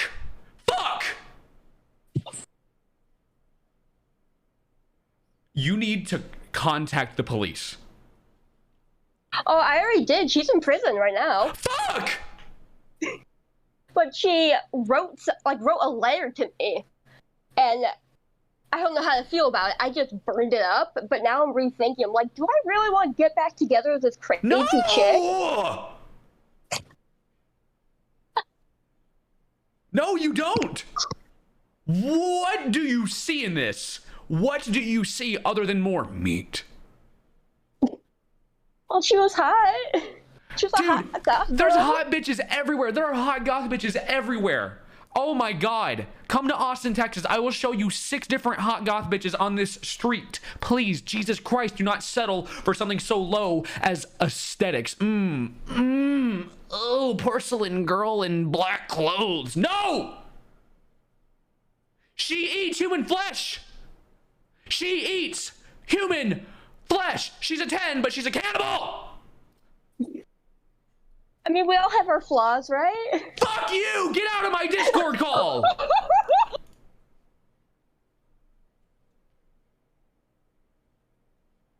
What? I'm just trying to give dating advice.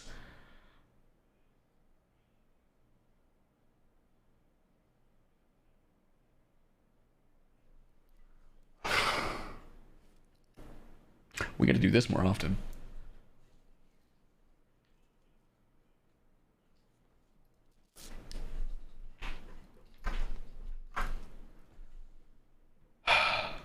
What in the fuck? What in the fuck? She's a 10, but she eats people.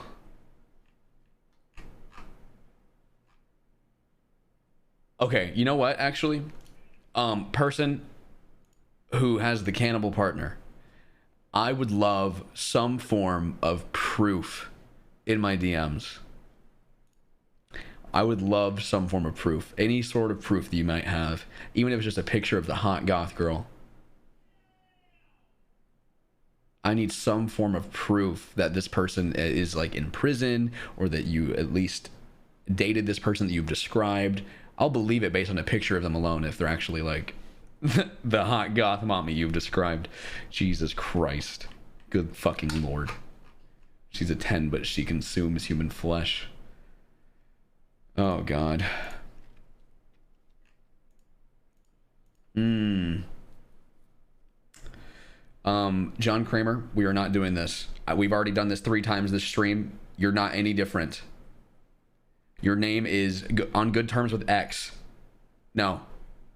Stupid. Dumb. We've already had this talk, this stream 3 times. You're no different. Everyone thinks that their situation is different. Don't talk to your ex. Don't talk to your ex. Oh, but you see it in movies all the time. Yeah, it's a plot point in movies all the time, and then they fucking die at the end, and they break up again. It's like... maybe ruined a guy's social life. Let's hear that. Let's hear that, actually. Maybe ruined a guy's social life. Get in here. Hello. Oh, give me the rundown. Okay. So, I was in a relationship with this dude, let's call him Josh, for about 6 months. How? What age are you both? 16 and 17. I am 17. Okay, okay. He was 16, you're 17? Yes. And you're a gay man? Yes. Okay. And it was going really, really good for those 6 months, right? Right. But literally toward the last 2 months is what made me decide I could not do it. Por qué? So, I am now on like fucking 100 milligrams of Zoloft right now. Oh, for depression? Yes. And I was not on that before. Okay. So I fell into a really deep episode, and I really did not feel comfortable being in a relationship anymore, if that makes sense. Because I just couldn't do it. It was draining. Yeah, because a relationship requires maintenance, and it requires emotional energy. And when you're depressed, you need every single sliver of emotional energy you can in order to stay afloat. Right. Mm-hmm. And So, of course, we are two gay men in high school. We have, you know? We what? You what? I have fucked this man on multiple occasions. Okay. Leading up to this. Right. And You've had sex. nobody knew this. Yeah.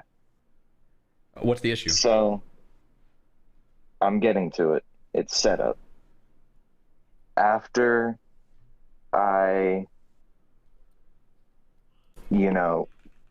finally got to the point of explaining to him that I wanted to break up, I couldn't do it. He proceeded to drive back to his house immediately, called up all of our friends, and told them that I was a piece of shit, that I just a bunch of To talk bad shit on my name, To talk basically. shit, as you do, and then you did something in return. Yes. Like literally the next day I was alienated from our like shared friend group. Always happens. What did you do to get back? I basically told everybody how awful in bed he was. Okay, so you talk shit back. Yeah, I told everybody how he would squeal like a fucking schoolgirl. And he would never last longer than maybe 20 seconds. Okay. I don't really need the details of the. I don't need to hear what you told. Sorry, I don't need to hear fuck. I don't need to hear exactly what you were telling people. I just need to hear that you were talking shit in return, and it was very, very private, embarrassing shit. Yeah. Right. Like, I felt justified by this, but it kind of caused him to become alienated too, because it's a little bit like it's a pretty diverse school, right? But there's still a lot of homophobic people here. We live in Arizona. What can you expect? Okay, so how this is the thing that ruined his social life, was you spreading this word? Yeah, and because it caused a lot of people to stop associating with him because of that fact, or because he's a bottom bitch. Yeah, and because he was gay, and they don't want to be associated with gay people. Oh, it also caused me to bite some of that too, but not as bad as him. So I would say that as far as his social life goes, it seems like the larger dilemma is less the fact that he's a bottom bitch, more so the fact that he's gay. It seems like that's causing more struggle and strife in the social life. No. Yeah. Or is it the fact that he's a bottom bitch? I mean, I know teenagers, and I know that being a bottom bitch is definitely enough to get you bullied at school. I know that. A lot of people didn't look at him the same. Yeah. No, you never do. You find out your friend's a fucking furry, or they like to wear diapers. It's like you never really look at them the same again. But it's like there's no reason to be mean to someone because they're a bottom bitch. Now, if you're a homophobe, I could see that making a play there. You're in high school, of course. Yeah, and that's where I feel like I might be kind of wrong with it, because I was aware. Let me ask you this. Did you out him by doing this? Yes. So... I think it made it to his dad. So here's the thing, man. You're the asshole. Yeah. Yeah. Like, as a gay guy, that's like the one thing. That's like the one thing that it's like a kick in the nuts. You don't do that. Yeah. Because you can't take that back. It started off as just talking shit back. Right. and then it spiraled like Yeah, a massive fucking butterfly effect. You went too far. He talked shit, and you wanted finality, and so you talked the most shit you possibly could, and it had real consequences. Yeah, it went completely overboard. So now what? Well, it has been about a year since that relationship. Okay. Like, I have no contact with him. He has no contact with me. Okay. Are you both 18 now, or like what's the... Oh, no. We were 15 and 16. 16 and 17 now. I'm sorry. I should have mentioned that earlier. Oh, pause. Okay. Hold on. Wow. Yeah, dude. Jesus. This is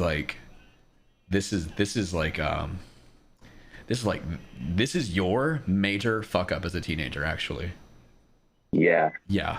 Like, everyone has that thing they did. I threatened to shoot up my school when I was in the 9th grade. That was my major fuck up as a teenager. I went to jail. I learned my lesson. You're gonna need to do some soul searching, dude, because you fucked up bad. I have taken the time to really think about it. Yeah. And I feel like I've become a better person as a result of it. I mean, you can say that. I don't want to say that too early. Like, I understand that. Right. But I do realize that what I did was wrong, and I am trying to repent from it. Yeah, and I think that's, really the only person that you need to that needs to forgive you is yourself. I mean, he can forgive you, but that's the guilt that I would carry to my grave, I think. Like, because that can completely change the trajectory of someone's life, especially when they're still a teenager. It's like if your family finds out when you're already an adult and you're independent, you're on your own, you don't really need anybody else's support anymore. It's like one thing, but whenever you are dependent on your social circle, and you being in the closet is like contingent on people that know about it, like keeping it a secret, like it's you. I mean, it's like you Watergated his ass, dude. It's like, yeah.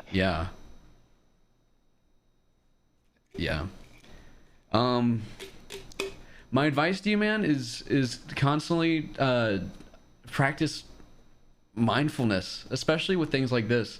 You got to be careful whenever you get caught up in a heated moment where you want to just like end the argument, you want to end the altercation. You really don't want to throw someone under the bus. Yeah, a year ago I had a really big problem with just talking out of my ass. Yeah, just not thinking about anything before I say it. It's sometimes we're assholes. Sometimes, like the testosterone gets a little high and I'm a dickhead.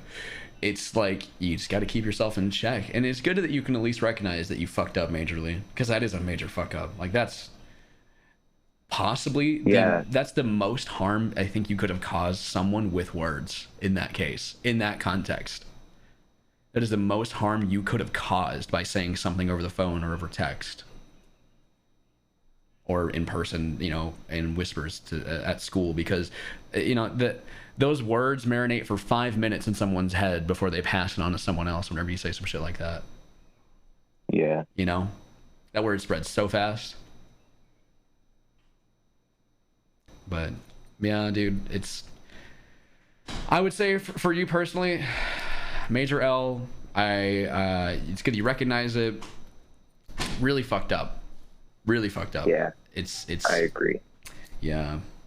I'm not trying to shame you or anything. I can tell you already feel a lot of shame about it. No, I understand. I'm just letting you know I'm not trying to tack on anything. I have nothing to gain from it, but it is like at least good that you recognize it. This is just something I've needed to share for a while, but I've never had someone like unbiased, I guess, would be the right thing to say. Yeah, no, I'm glad I could at least be the unbiased opinion. I mean, I guess I'm a little biased because I like gay people, but I would consider that a non-bias in this case. Don't get me wrong, I do too. Right, but, right. But clearly not enough. I was just going for the nuclear option. Yes. In that scenario. And you never click that button unless you recognize that there is no going back. If you were to do this and then own it and be like, good, then you wouldn't need advice, right? But you feel terrible about it. Yeah.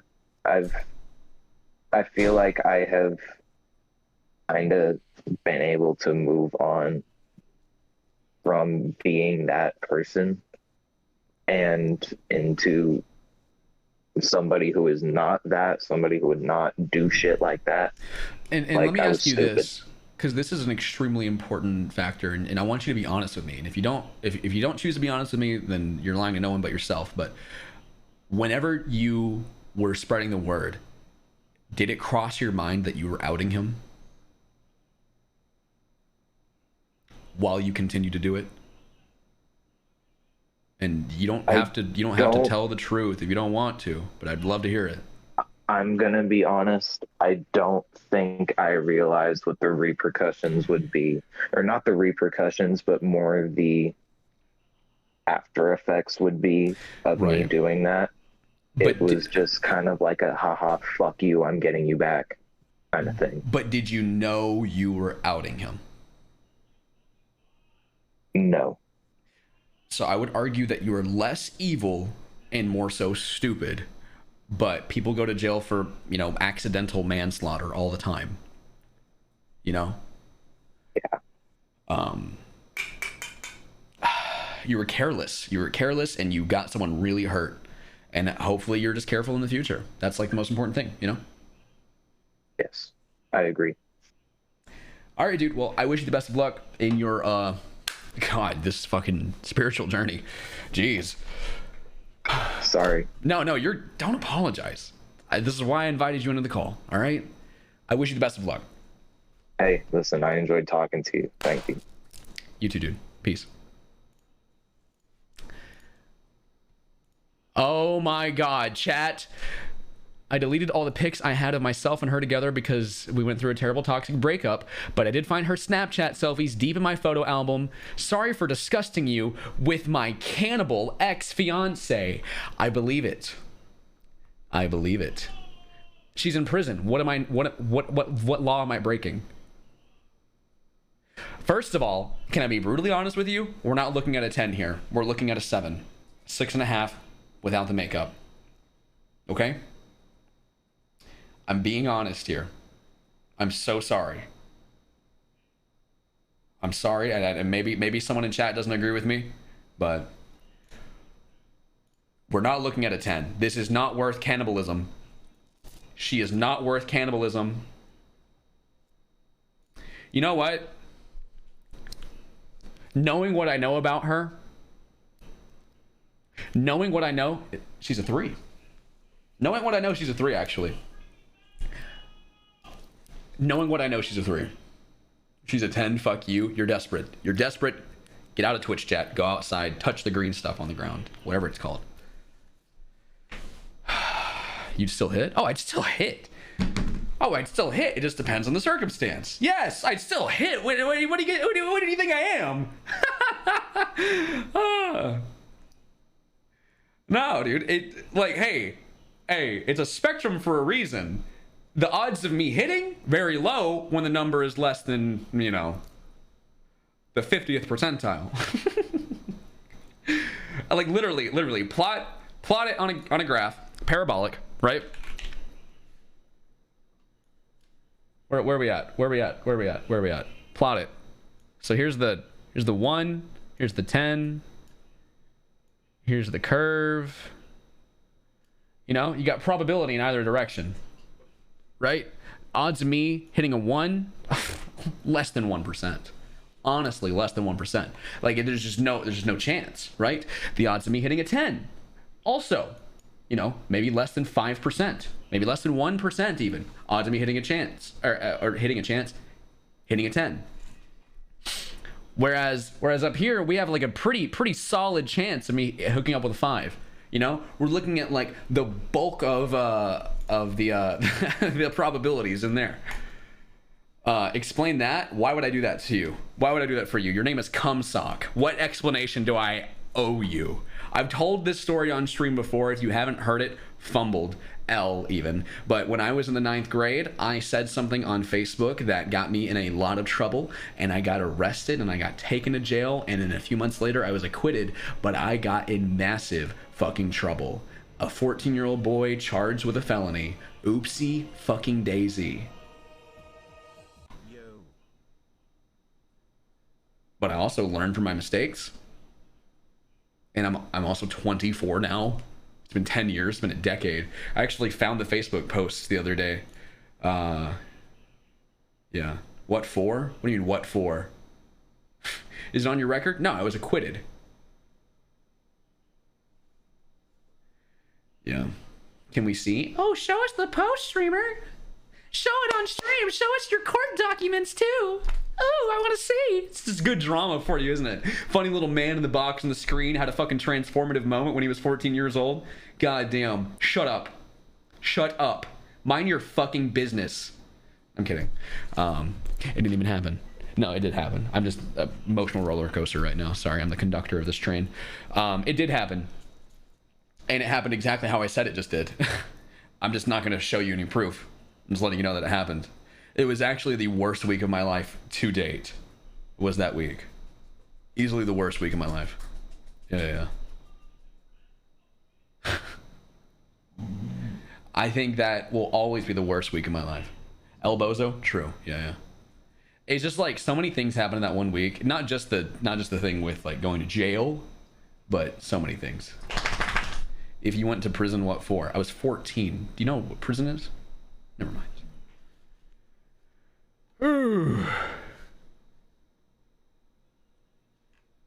It's fine. At 14, I got sent to a juvenile detention center. I was held for 3 days. Was I 13?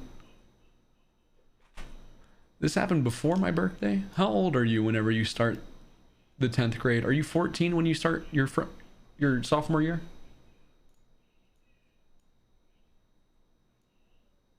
Do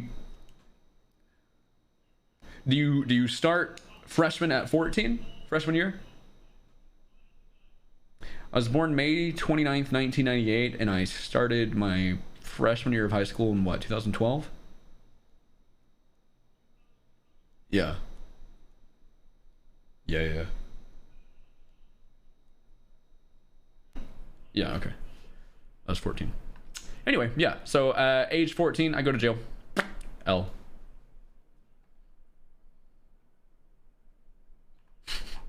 Yeah.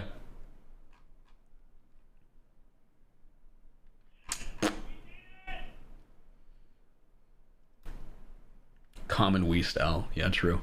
Yeah, honestly, I think it's really funny if people use that as ammo. Something from when I was 14 years old, because it kind of just tells me you're 14. Because what happens is people describe something that they did at their age when they did it. And if you're close to that age, you'll like, I don't know, mentally misconstrue it as being super recent. Only 3 days? Were you intoxicated? Huh? No, I was being held for the weekend. But it's like, oh shit, as a 16-year-old, we saying that he threatened to fucking bruh his school when he was 14. That was like 2 years ago for me. Damn, Weest is awful. It was 10 years ago for me, dude. Tell me something you did when you were 20 so I can make fun of you. I stayed in a relationship that wasn't good for me.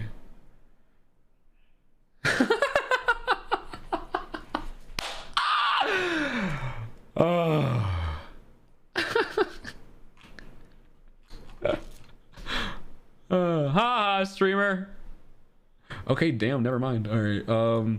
I'm strange and I can't stay relevant.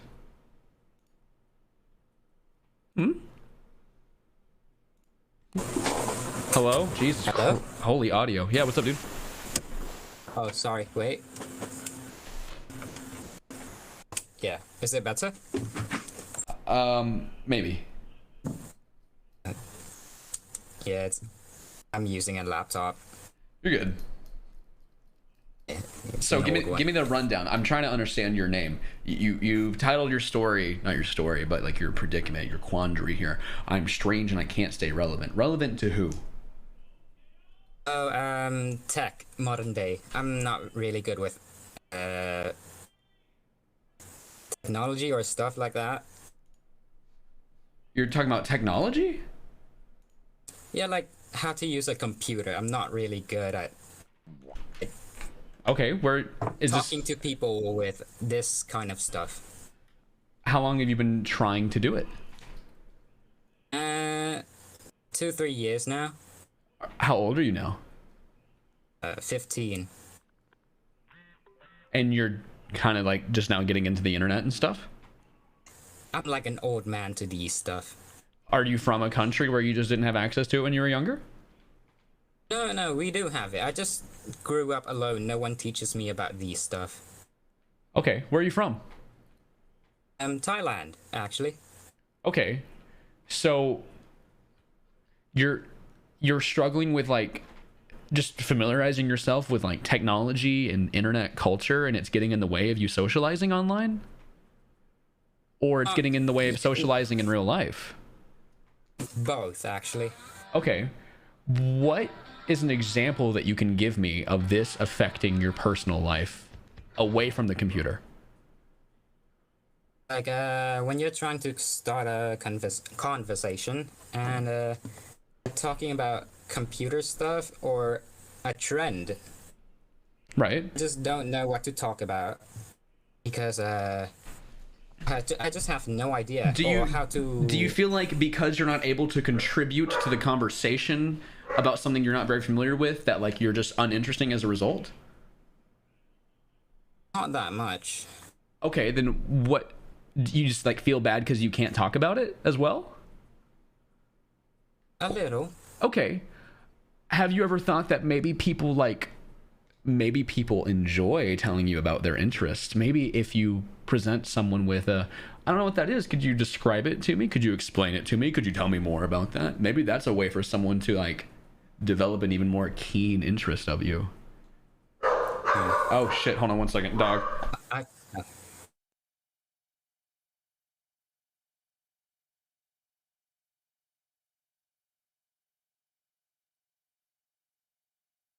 Sorry, he doesn't normally do that. Ugh. Okay, so you're 15 and you feel like you're being left out of the conversation because you're just not very familiar with internet shit. Yes, and also I don't really talk to people. I believe that second part more than I believe the first part. I feel like you're trying to blame a specific thing for a bigger issue, buddy. I think it's more of I'm lonely, and that's the technology stuff is also a little bit of the part. It's probably a little tiny bit, but I think what you're doing without realizing it is you're trying to minimize your bigger problem into one tiny issue. All I need to do is be more familiarized with internet culture. I need to know memes better so I can talk to girls. Like that's not true. You're trying to minimize your problems down to that one individual point. It's just not true, buddy. You're probably a little socially awkward, and you probably have a little bit of anxiety, and maybe you're a little insecure. And that makes sense because you said you're what? How old? I'm 15. Everyone is insecure and awkward at 15. Welcome to being 15, dude. My advice to you is to do what everyone else does and keep trying.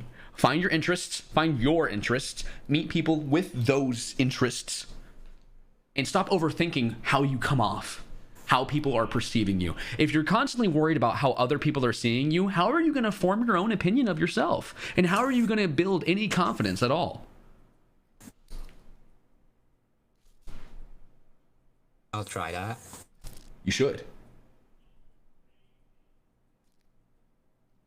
And by strange, I mean I talk to people about strange stuff because I don't know how to start a proper conversation. Are you autistic? My English...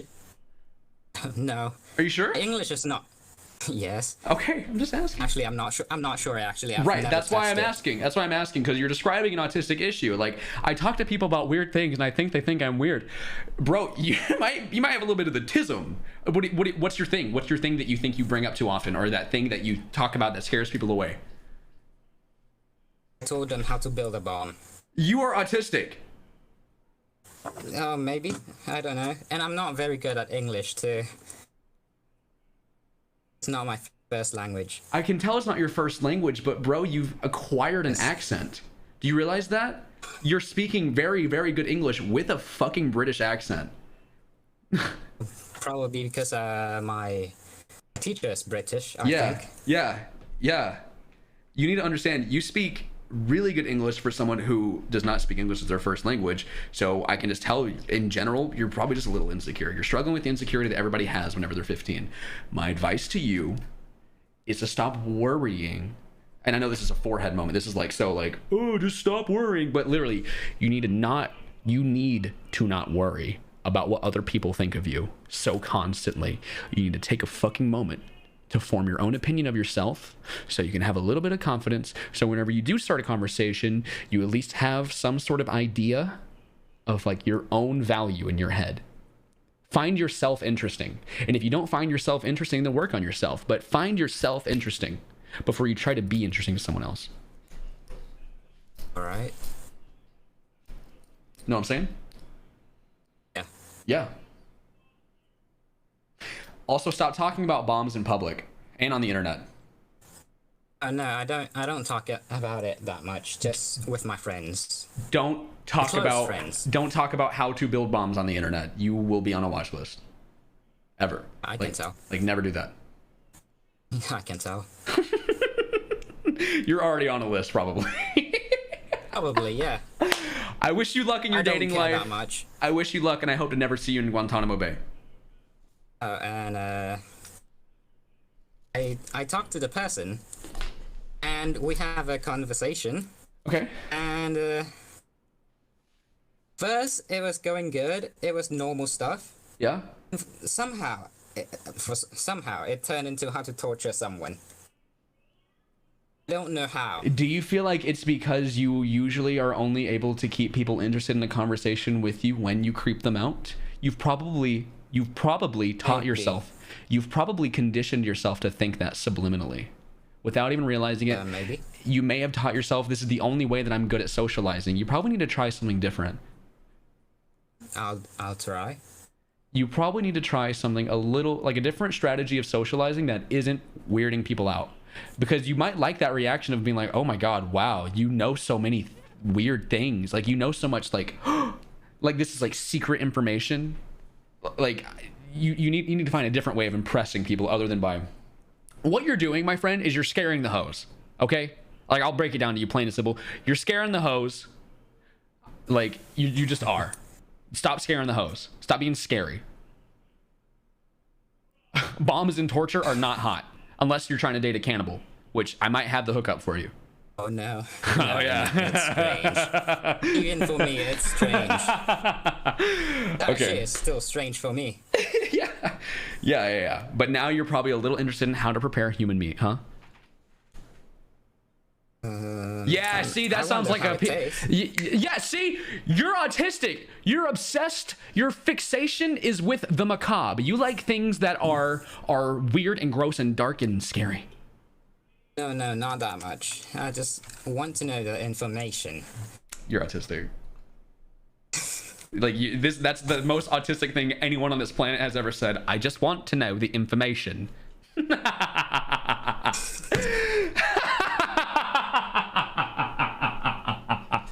Dude, maybe I am. Dude, man. you might Maybe be. You might be. Hey, once you get that test, bro, learn about trains. Learn about trains. Fucking learn about computer parts. Hey, familiarize yourself with more computer shit. Make that your new fixation. Yeah, it's getting better. It will get better with practice. I was cracking open my Xbox at the age of fucking 3, so like it's understandable that you're a little late to the party. So you're just catching up. You'll be a wizard in like a year's time. All right. I promise. I don't know about that. You'll be a wizard, Harry. God damn it. Okay. I wish you the best of luck, dude. All right. Stop scaring the hose. Okay. All right. Godspeed, my man. All right. Oh. I hope you weren't thinking there was something I was gonna tell you that was gonna like make everything better, my guy. You will do so good though. I promise you will do so good. Keep practicing. And maybe take a test. just to be sure. It gives you a little bit of insight into yourself. I don't like diagnosing all my viewers with autism, but so many of you guys are autistic. It's actually like such a trend. It's just funny to me. How's it going, Luke? It's my fault. I made all my viewers autistic, actually. Motherham, thank you for the brand new Prime Gaming sub. Namio, thank you for the 4 months. Nico, thank you for the 17 months. King Snowy, thank you for the 4 months. Flipper, thank you for the 2 months. Regbol, Rayoval? Whatever your name is. Thank you for the 16 months. My teeth are spiky. Thank you.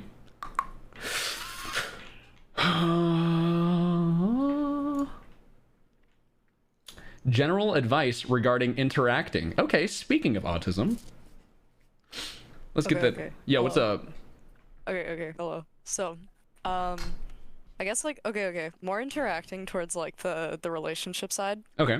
I'm in, I guess the only context you need is that I am in high school. I am a baby. I'm a child. So, hold on, wait, I need to sit down. Okay, so I've started going to the gym. I've started feeling very confident and all that. I'm female. Okay. But the thing is, it's like You're female. Thank you. Yes. Yeah. I feel like I had to preface that before I had to like add anything on. Biological stats confirmed. Okay. And so basically it's like how do you, because fuck, hold on, when it comes to like getting into relationships with people, right, it's like I'm not the type of person that can just ask somebody out. Like, yeah, I feel like I kind of need to have like a bond with them. Can I interrupt for just a second? Yeah, that's normal. That is normal. High schoolers operate under yes or no bases for whatever reason. I don't know why. But normal, like, functioning people do not ask people out. They ask people on dates, which is why teenagers do that, because there's no dates teenagers can go on with each other. Hey, do you want to meet each other on the fucking I don't know, the playground later? What I've heard is like meeting for movies or something like that, but even then I feel like if you barely know each other, that's kind of awkward. It's awkward because it's not something that you normally do as a teenager, and now you're doing it with a date. What? And now I'm having my mom drop me off, I'm having my fucking dad pick me up. Like, what's going on? Even if you have your own fucking cars, it's just like just concept of, hey, do you want to go out? You want to go see a movie this weekend? Oh god, I know what it's implying, right? Like, do I want to be in a committed relationship with you? No, I'm 17. I want to fucking pass calc. Jesus Christ. Yeah, honestly, in the case I'm in, it's like my grades are perfectly fine. I feel kind of confident in myself.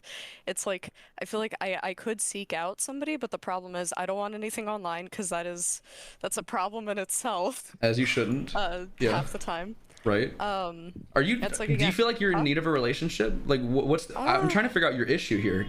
I guess it's like I just need advice on like how would you like I get like as a teenager it's like one thing is you don't really need it, but also another thing is you still kind of everybody want wants so how it. would you even, Everybody wants yeah, it. How would you even go through with it? It happens normally. Like, it happens naturally. It'll probably like make more sense when you're in college, because when you're in school, the biggest reason dating is weird in school, in my opinion, is because we've all grown up together, dude. Like, whether or not we realize it, we're all kind of like, if you've been at this school for a long time, we're all kind of like friends in a weird way, almost like cousins. Feels like we're family. Like, this is my hometown. Whenever you go to college, people are going to be seeing this version of you with no pretext, right? absolutely no context. They have no idea what you are. They see you physically. People are gonna come up and they're gonna approach you, and the first thing they say to you is not gonna be like, "Hey, what are you doing next period?" Because you're not in high school. It's gonna be like, "Hey, you're cute. You want to hang out sometime?" It's gonna be something cheesy and corny because you're gonna be a freshman, but it's like, it's going to happen naturally, and I promise you that a college individual will not ask you to be their girlfriend. Hey, will you be my girlfriend? It will not happen. It won't. It's like the only other issue, I guess, is that in general, like, I'll start liking somebody, right? Like literally the last dude I liked, I have an issue with conversations where I will start talking about like a topic, right? And I'll somehow make a like the strangest connection to something else, start talking about that, like within 5 seconds, and they'll just be staring at me like, what happened? And then I'll go silent for 2 minutes. You have ADHD. Oh. Yeah. It's just like, well, okay, do you find yourself like paying so much attention to one tiny little thing that you lose track of the conversation, or do you feel the need to interrupt?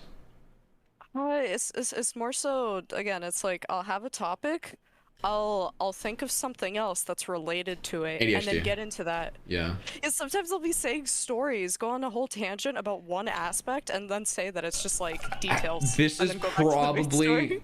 probably why you like me, because I have pretty bad ADHD, and this is how I entertain.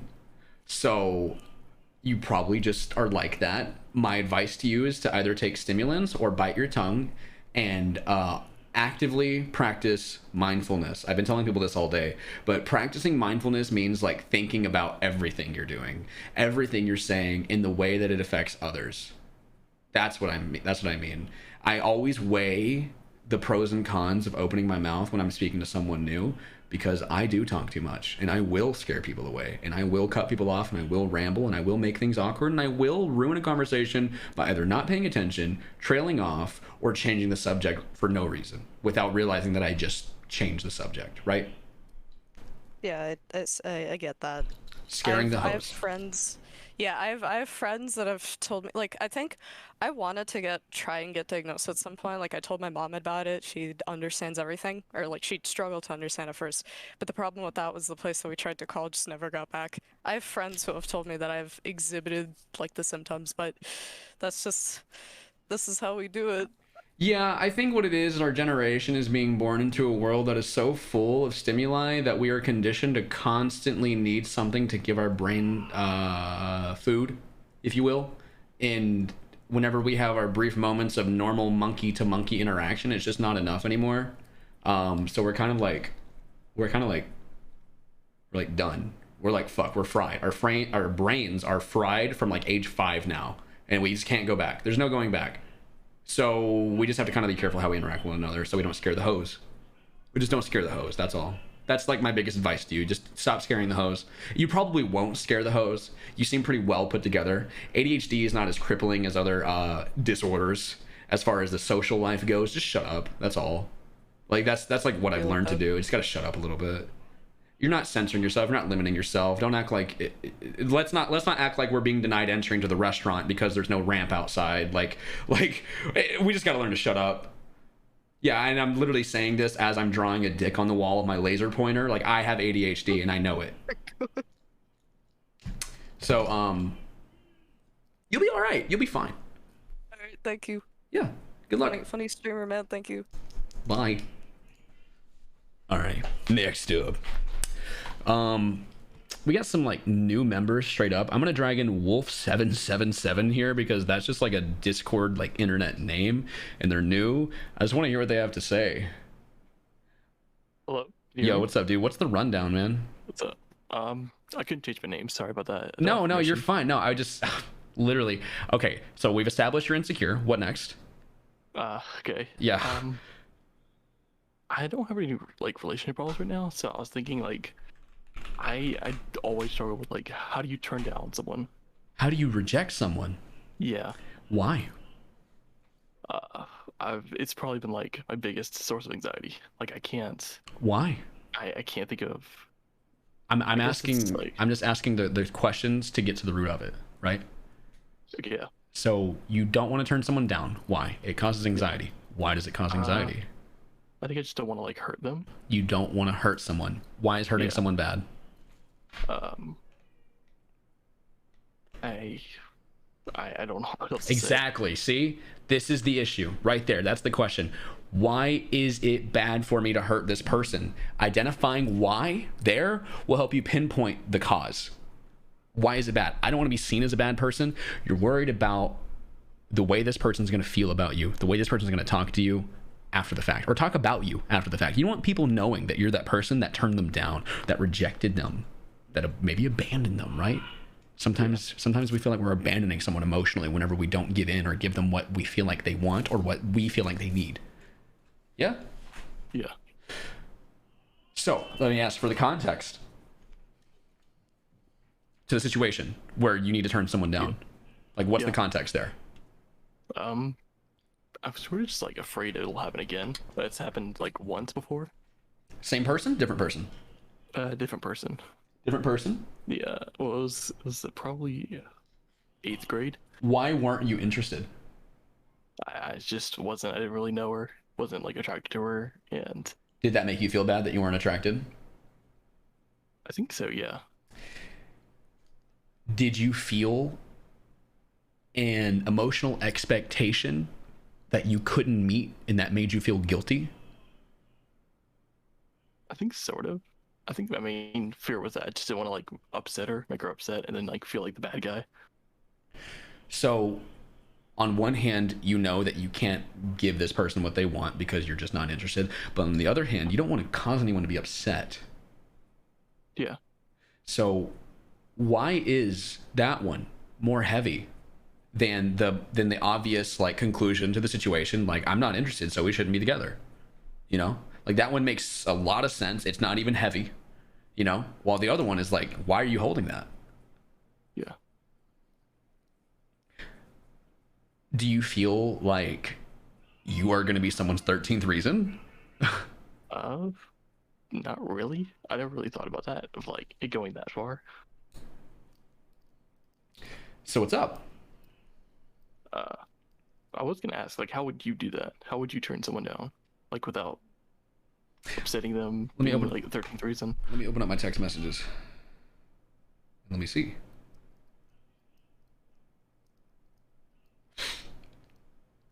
Oh my god.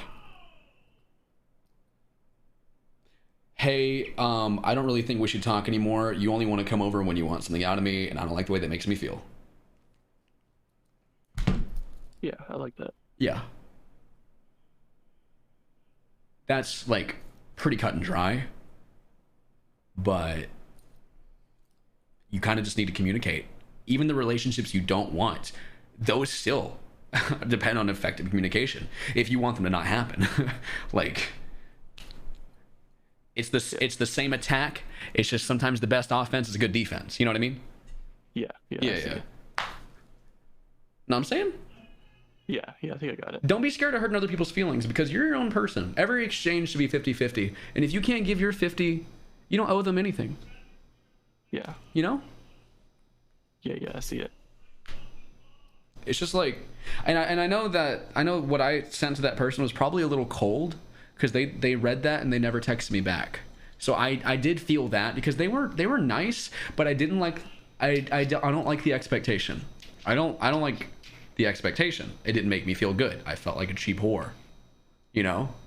Yeah. Didn't like that.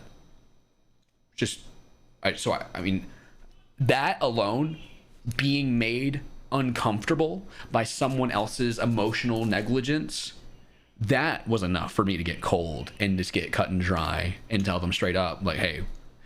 Now, if I really cared about this person, if I really cared and they hadn't really made me feel bad, I just felt like no interest. Let me scroll through my text again.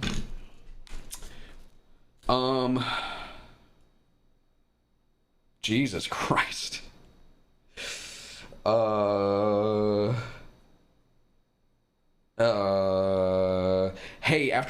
okay, here it is.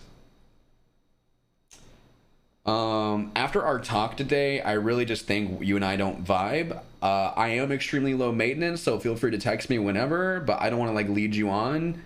And that's all I said. And then we had a little bit of a conversation after that. but I just wasn't feeling anything. I just felt nothing. I didn't even really like hanging out with them that much. So that's like a great example. But this is all anecdotal. This is straight from me. Like, I'm a different person than you. You're gonna do things differently. Yeah. So I think figure out how you would say that, but in your own words. I think I got it. Yeah. You think you got Write it? 'em down. You don't sound sure at all, bud. You sound like you're looking left and right, like, huh? Yeah, I'm still thinking about it.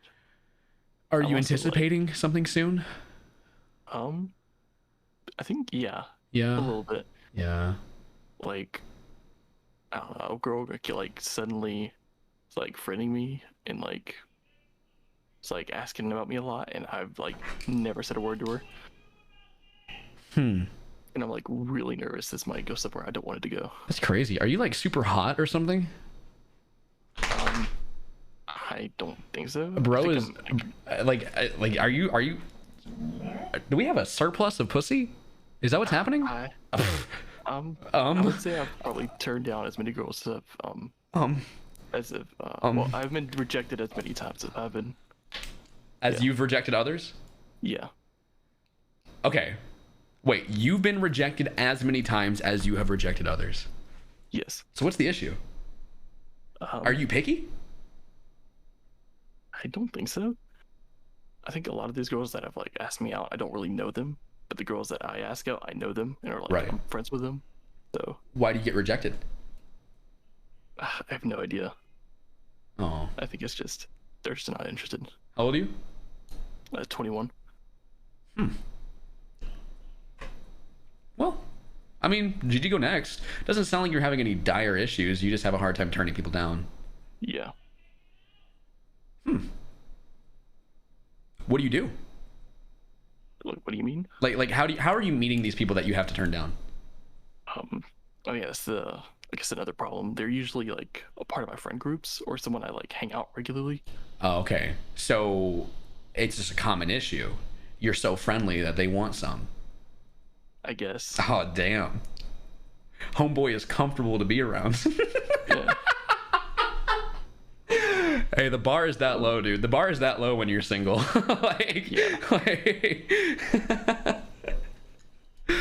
All right, dude. Shit. Well, hey, man. Good luck. Just don't be scared of hurting someone else's feelings, because they're theirs, not yours, and it's not your problem. At the end of the day, as cold as that may be, it's not your problem to make someone else feel good about the fact that you just. It's just not being reciprocated. Like, hey, if anything, you're doing them a service by communicating it effectively. You're saving them the time and the extra pain of finding out the slow and hard way. You know what I mean? Yeah, I see ya. Yeah. That being said, dude, I wish you the best of luck. All right, thank you. Yes, sir. Guy was shy. Bro is literally Saikuno. I think that's why girls like him. He's just a shy, nice man. They love that shit. They just shit. Crush fucked my brother. Let's make fun of this guy. Get in here. Yo, we're not gonna actually make fun of you. Let's slow down here. Give me the basic stats of everyone involved in this scenario. There's 3 people. There's you, your age, your gender. Okay, so I'm 17. I'm a girl. 17 girl, bi, straight, pan. Yeah, I do. Bi, I guess. Okay, bi questioning, yada yada yada. Yeah, okay. So I lean more towards girls. But Right. It doesn't matter. That's Yeah, not no, relevant. you all do on paper. Anyway, next. Yeah, I'm but- fucking with you. I'm fucking. Your brother. My brother's 16. He's normal, like jock football guy. Okay. He's actually starting varsity this year. You know how it is. Okay, varsity. Okay, brother, 17, varsity jock. I'm not gonna ask you to say your brother's hot. I'm just gonna assume he is. Your crush. This is the most important person in this. Right. So this girl is 16. My brother's also 16. They're the same age. And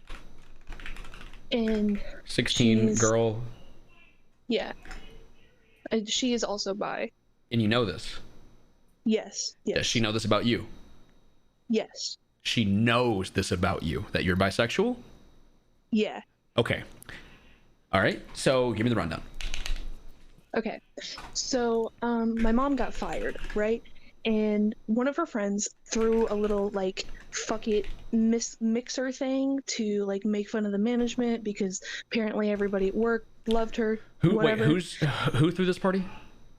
One of my mom's friends. Okay, mother's friend, and that's the only connection to the story, is that she is your mom's friend.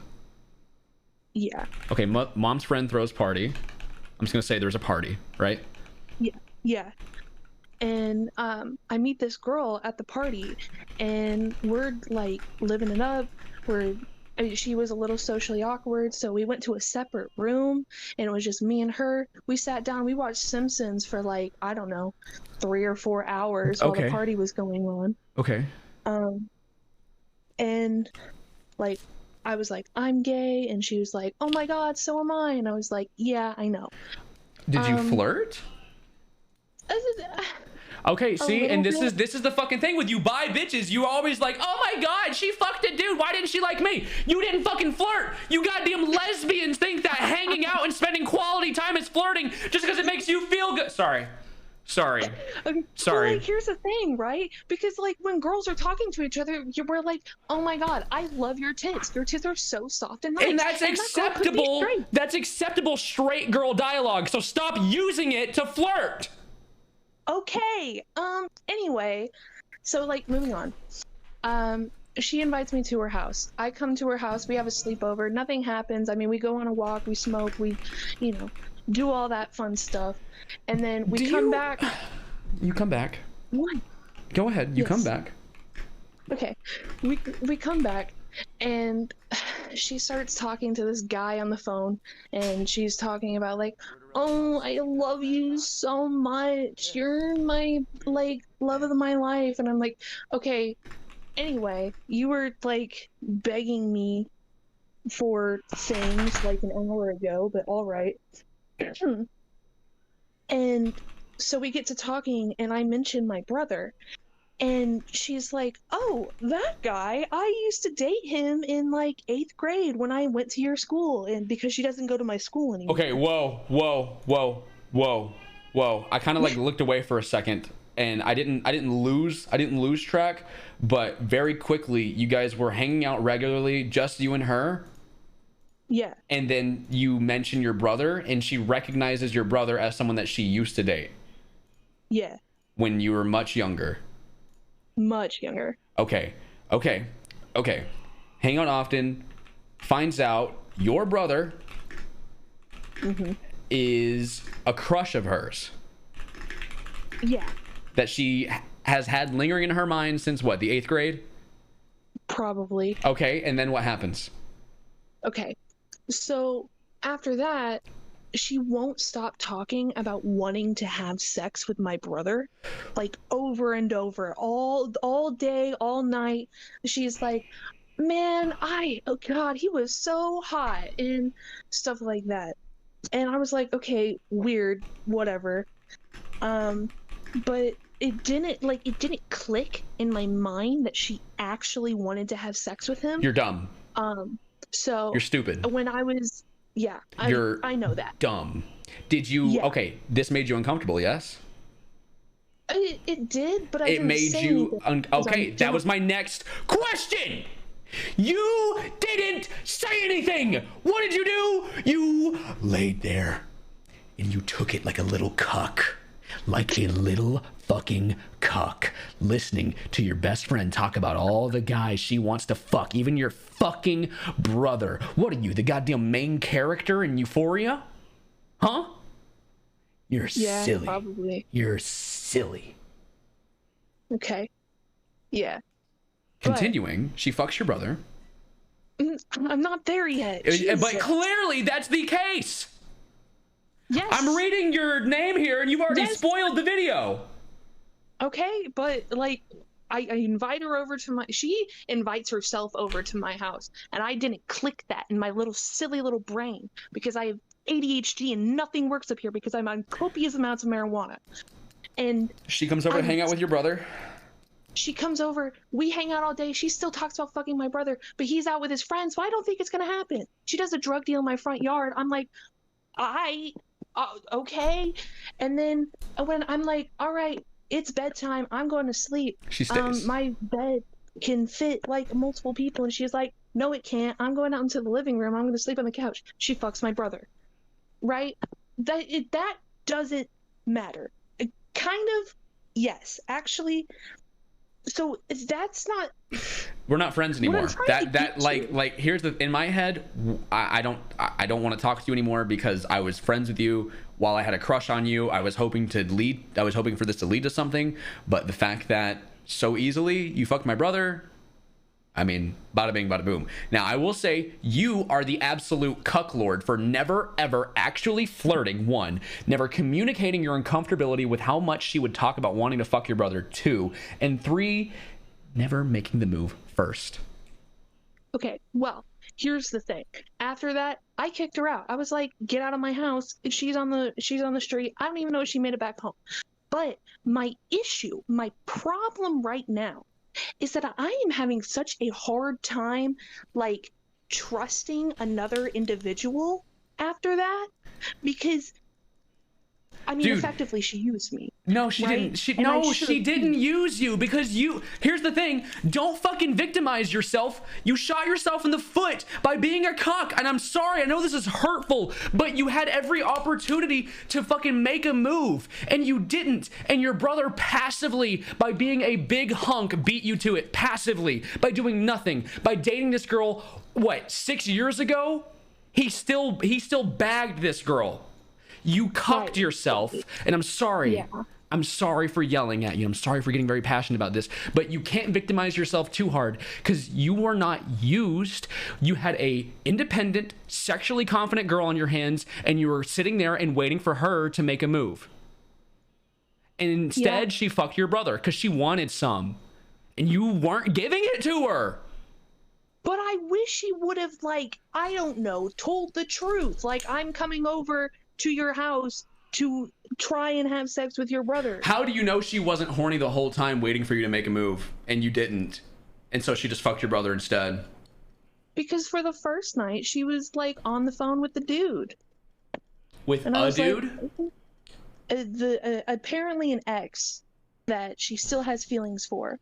And because it was your brother. What? It was your brother. It was not my brother, actually. I know it was not my brother. I heard the conversation. But because of that, I knew she still had feelings for this other guy, which is why I didn't make a move. Are you sure she's... Why I didn't... Is she bisexual? Or is she just like, she would fuck a girl, but she likes men? Now that I'm thinking about it, it's probably that. She said like, very confidently, like, oh, it's a spectrum. It's a spectrum, right? Between this one and that one. And sometimes we're in the middle. Sometimes we lean this way. Sometimes we lean that way. You lean towards her and she leans towards him, girl. Yeah. Yeah. That's true. Yeah. Yeah. Yeah. Yeah. So, a lot of times we say bisexual and we think we're talking about being in the middle of the road, but that's never true, right? True. True. I would still say you fumbled. I would still say you fumbled greatly without like you didn't even try. Like at no point during your storytelling did you even try. You were hanging out with this person. You were going on platonic friend dates. Like, duh. At any point, it's as hard as it is for you as it is for everyone else. At any point where you sit on the couch, did you reach the hand over the shoulder, the hand on the thigh, the kiss on the neck, the fingers up the back of the fucking head? Like, did you do anything? Was there ever anything physical? Was there ever anything romantic between you two? Did you ever do anything that expressed a very clear and obvious, unmistakable romantic interest? Yeah, we snuggled. I mean, like, bullshit. Straight girl snuggle. Bullshit. Yeah, straight girl true. snuggle. It's acceptable straight girl behavior. It's acceptable straight girl behavior to cuddle. It's acceptable straight girl behavior to see each other naked. It's acceptable straight girl behavior to compliment each other on the sexual attractiveness of your friend's body. For some reason, that is acceptable straight girl behavior. So you cannot use it as ammunition. You have to be better than a man. Damn. Yeah. Okay. Unfortunately, bi girls think they have an unfair advantage. You have to step up your game because your game is less obvious. People just assume that the pretty girl's not gay. Why? Because she can fuck any man she wants, right? She could be gay though, but she needs to make it obvious in the conversation.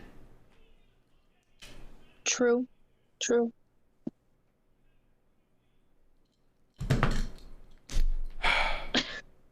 I can't see the stream right now, but I'm like. It's fine. I'm literally just sitting here looking at you. I'm looking at your icon as I'm just talking to you.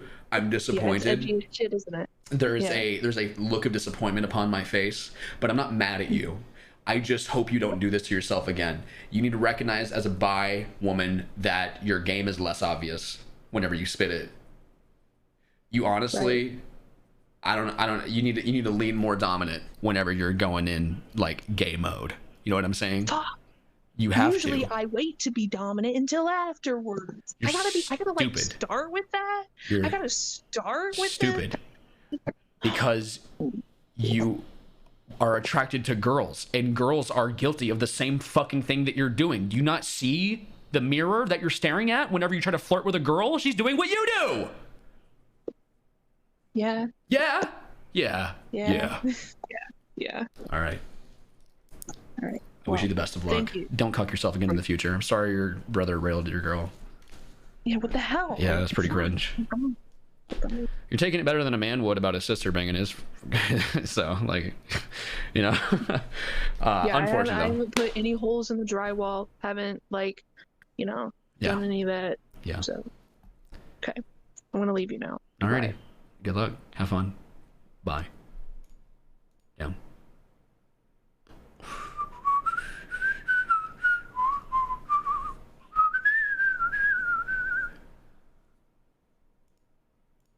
Oh man.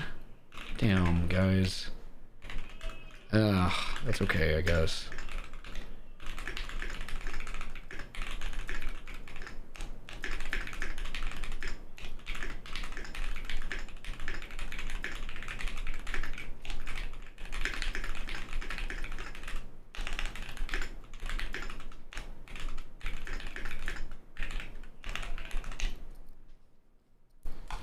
What's wrong? I'm having my own relationship issues live on stream. It's full fucking circle. It's fine though.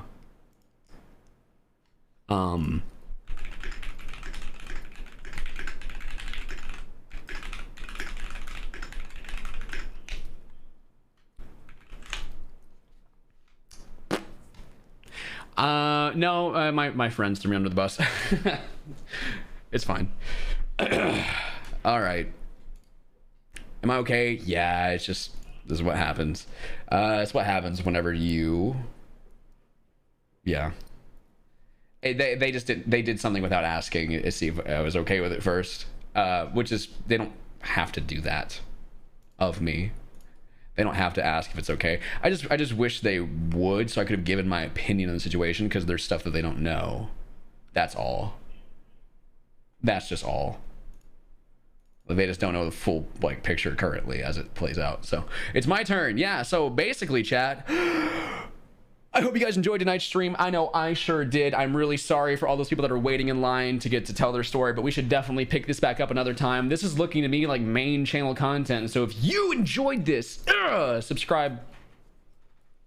That's it. I'm sorry. I know. I hope you enjoyed your stay. It's been 4 hours though. I need a text. Yo.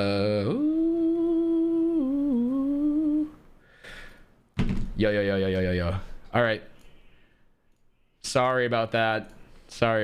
Raid Rich Rora. I'll raid Rhett. Probably doing something in there. We're gonna juice up Rhett's viewers. He's gonna have so many fucking viewers. Just me, Holly. Thank you for the 5 months. I appreciate you. Welcome back. This was good. I would like to do more dating advice streams. That'd be sick. I guess like I don't really need credentials to give good advice. If you just feel like it's good advice, then you'll take it, huh? Yeah, I hope you guys like my advice. Taking my own advice too? I am. Yeah, I'm just gonna like not worry about it. It's just gonna be awkward, that's all. I mean, that's all.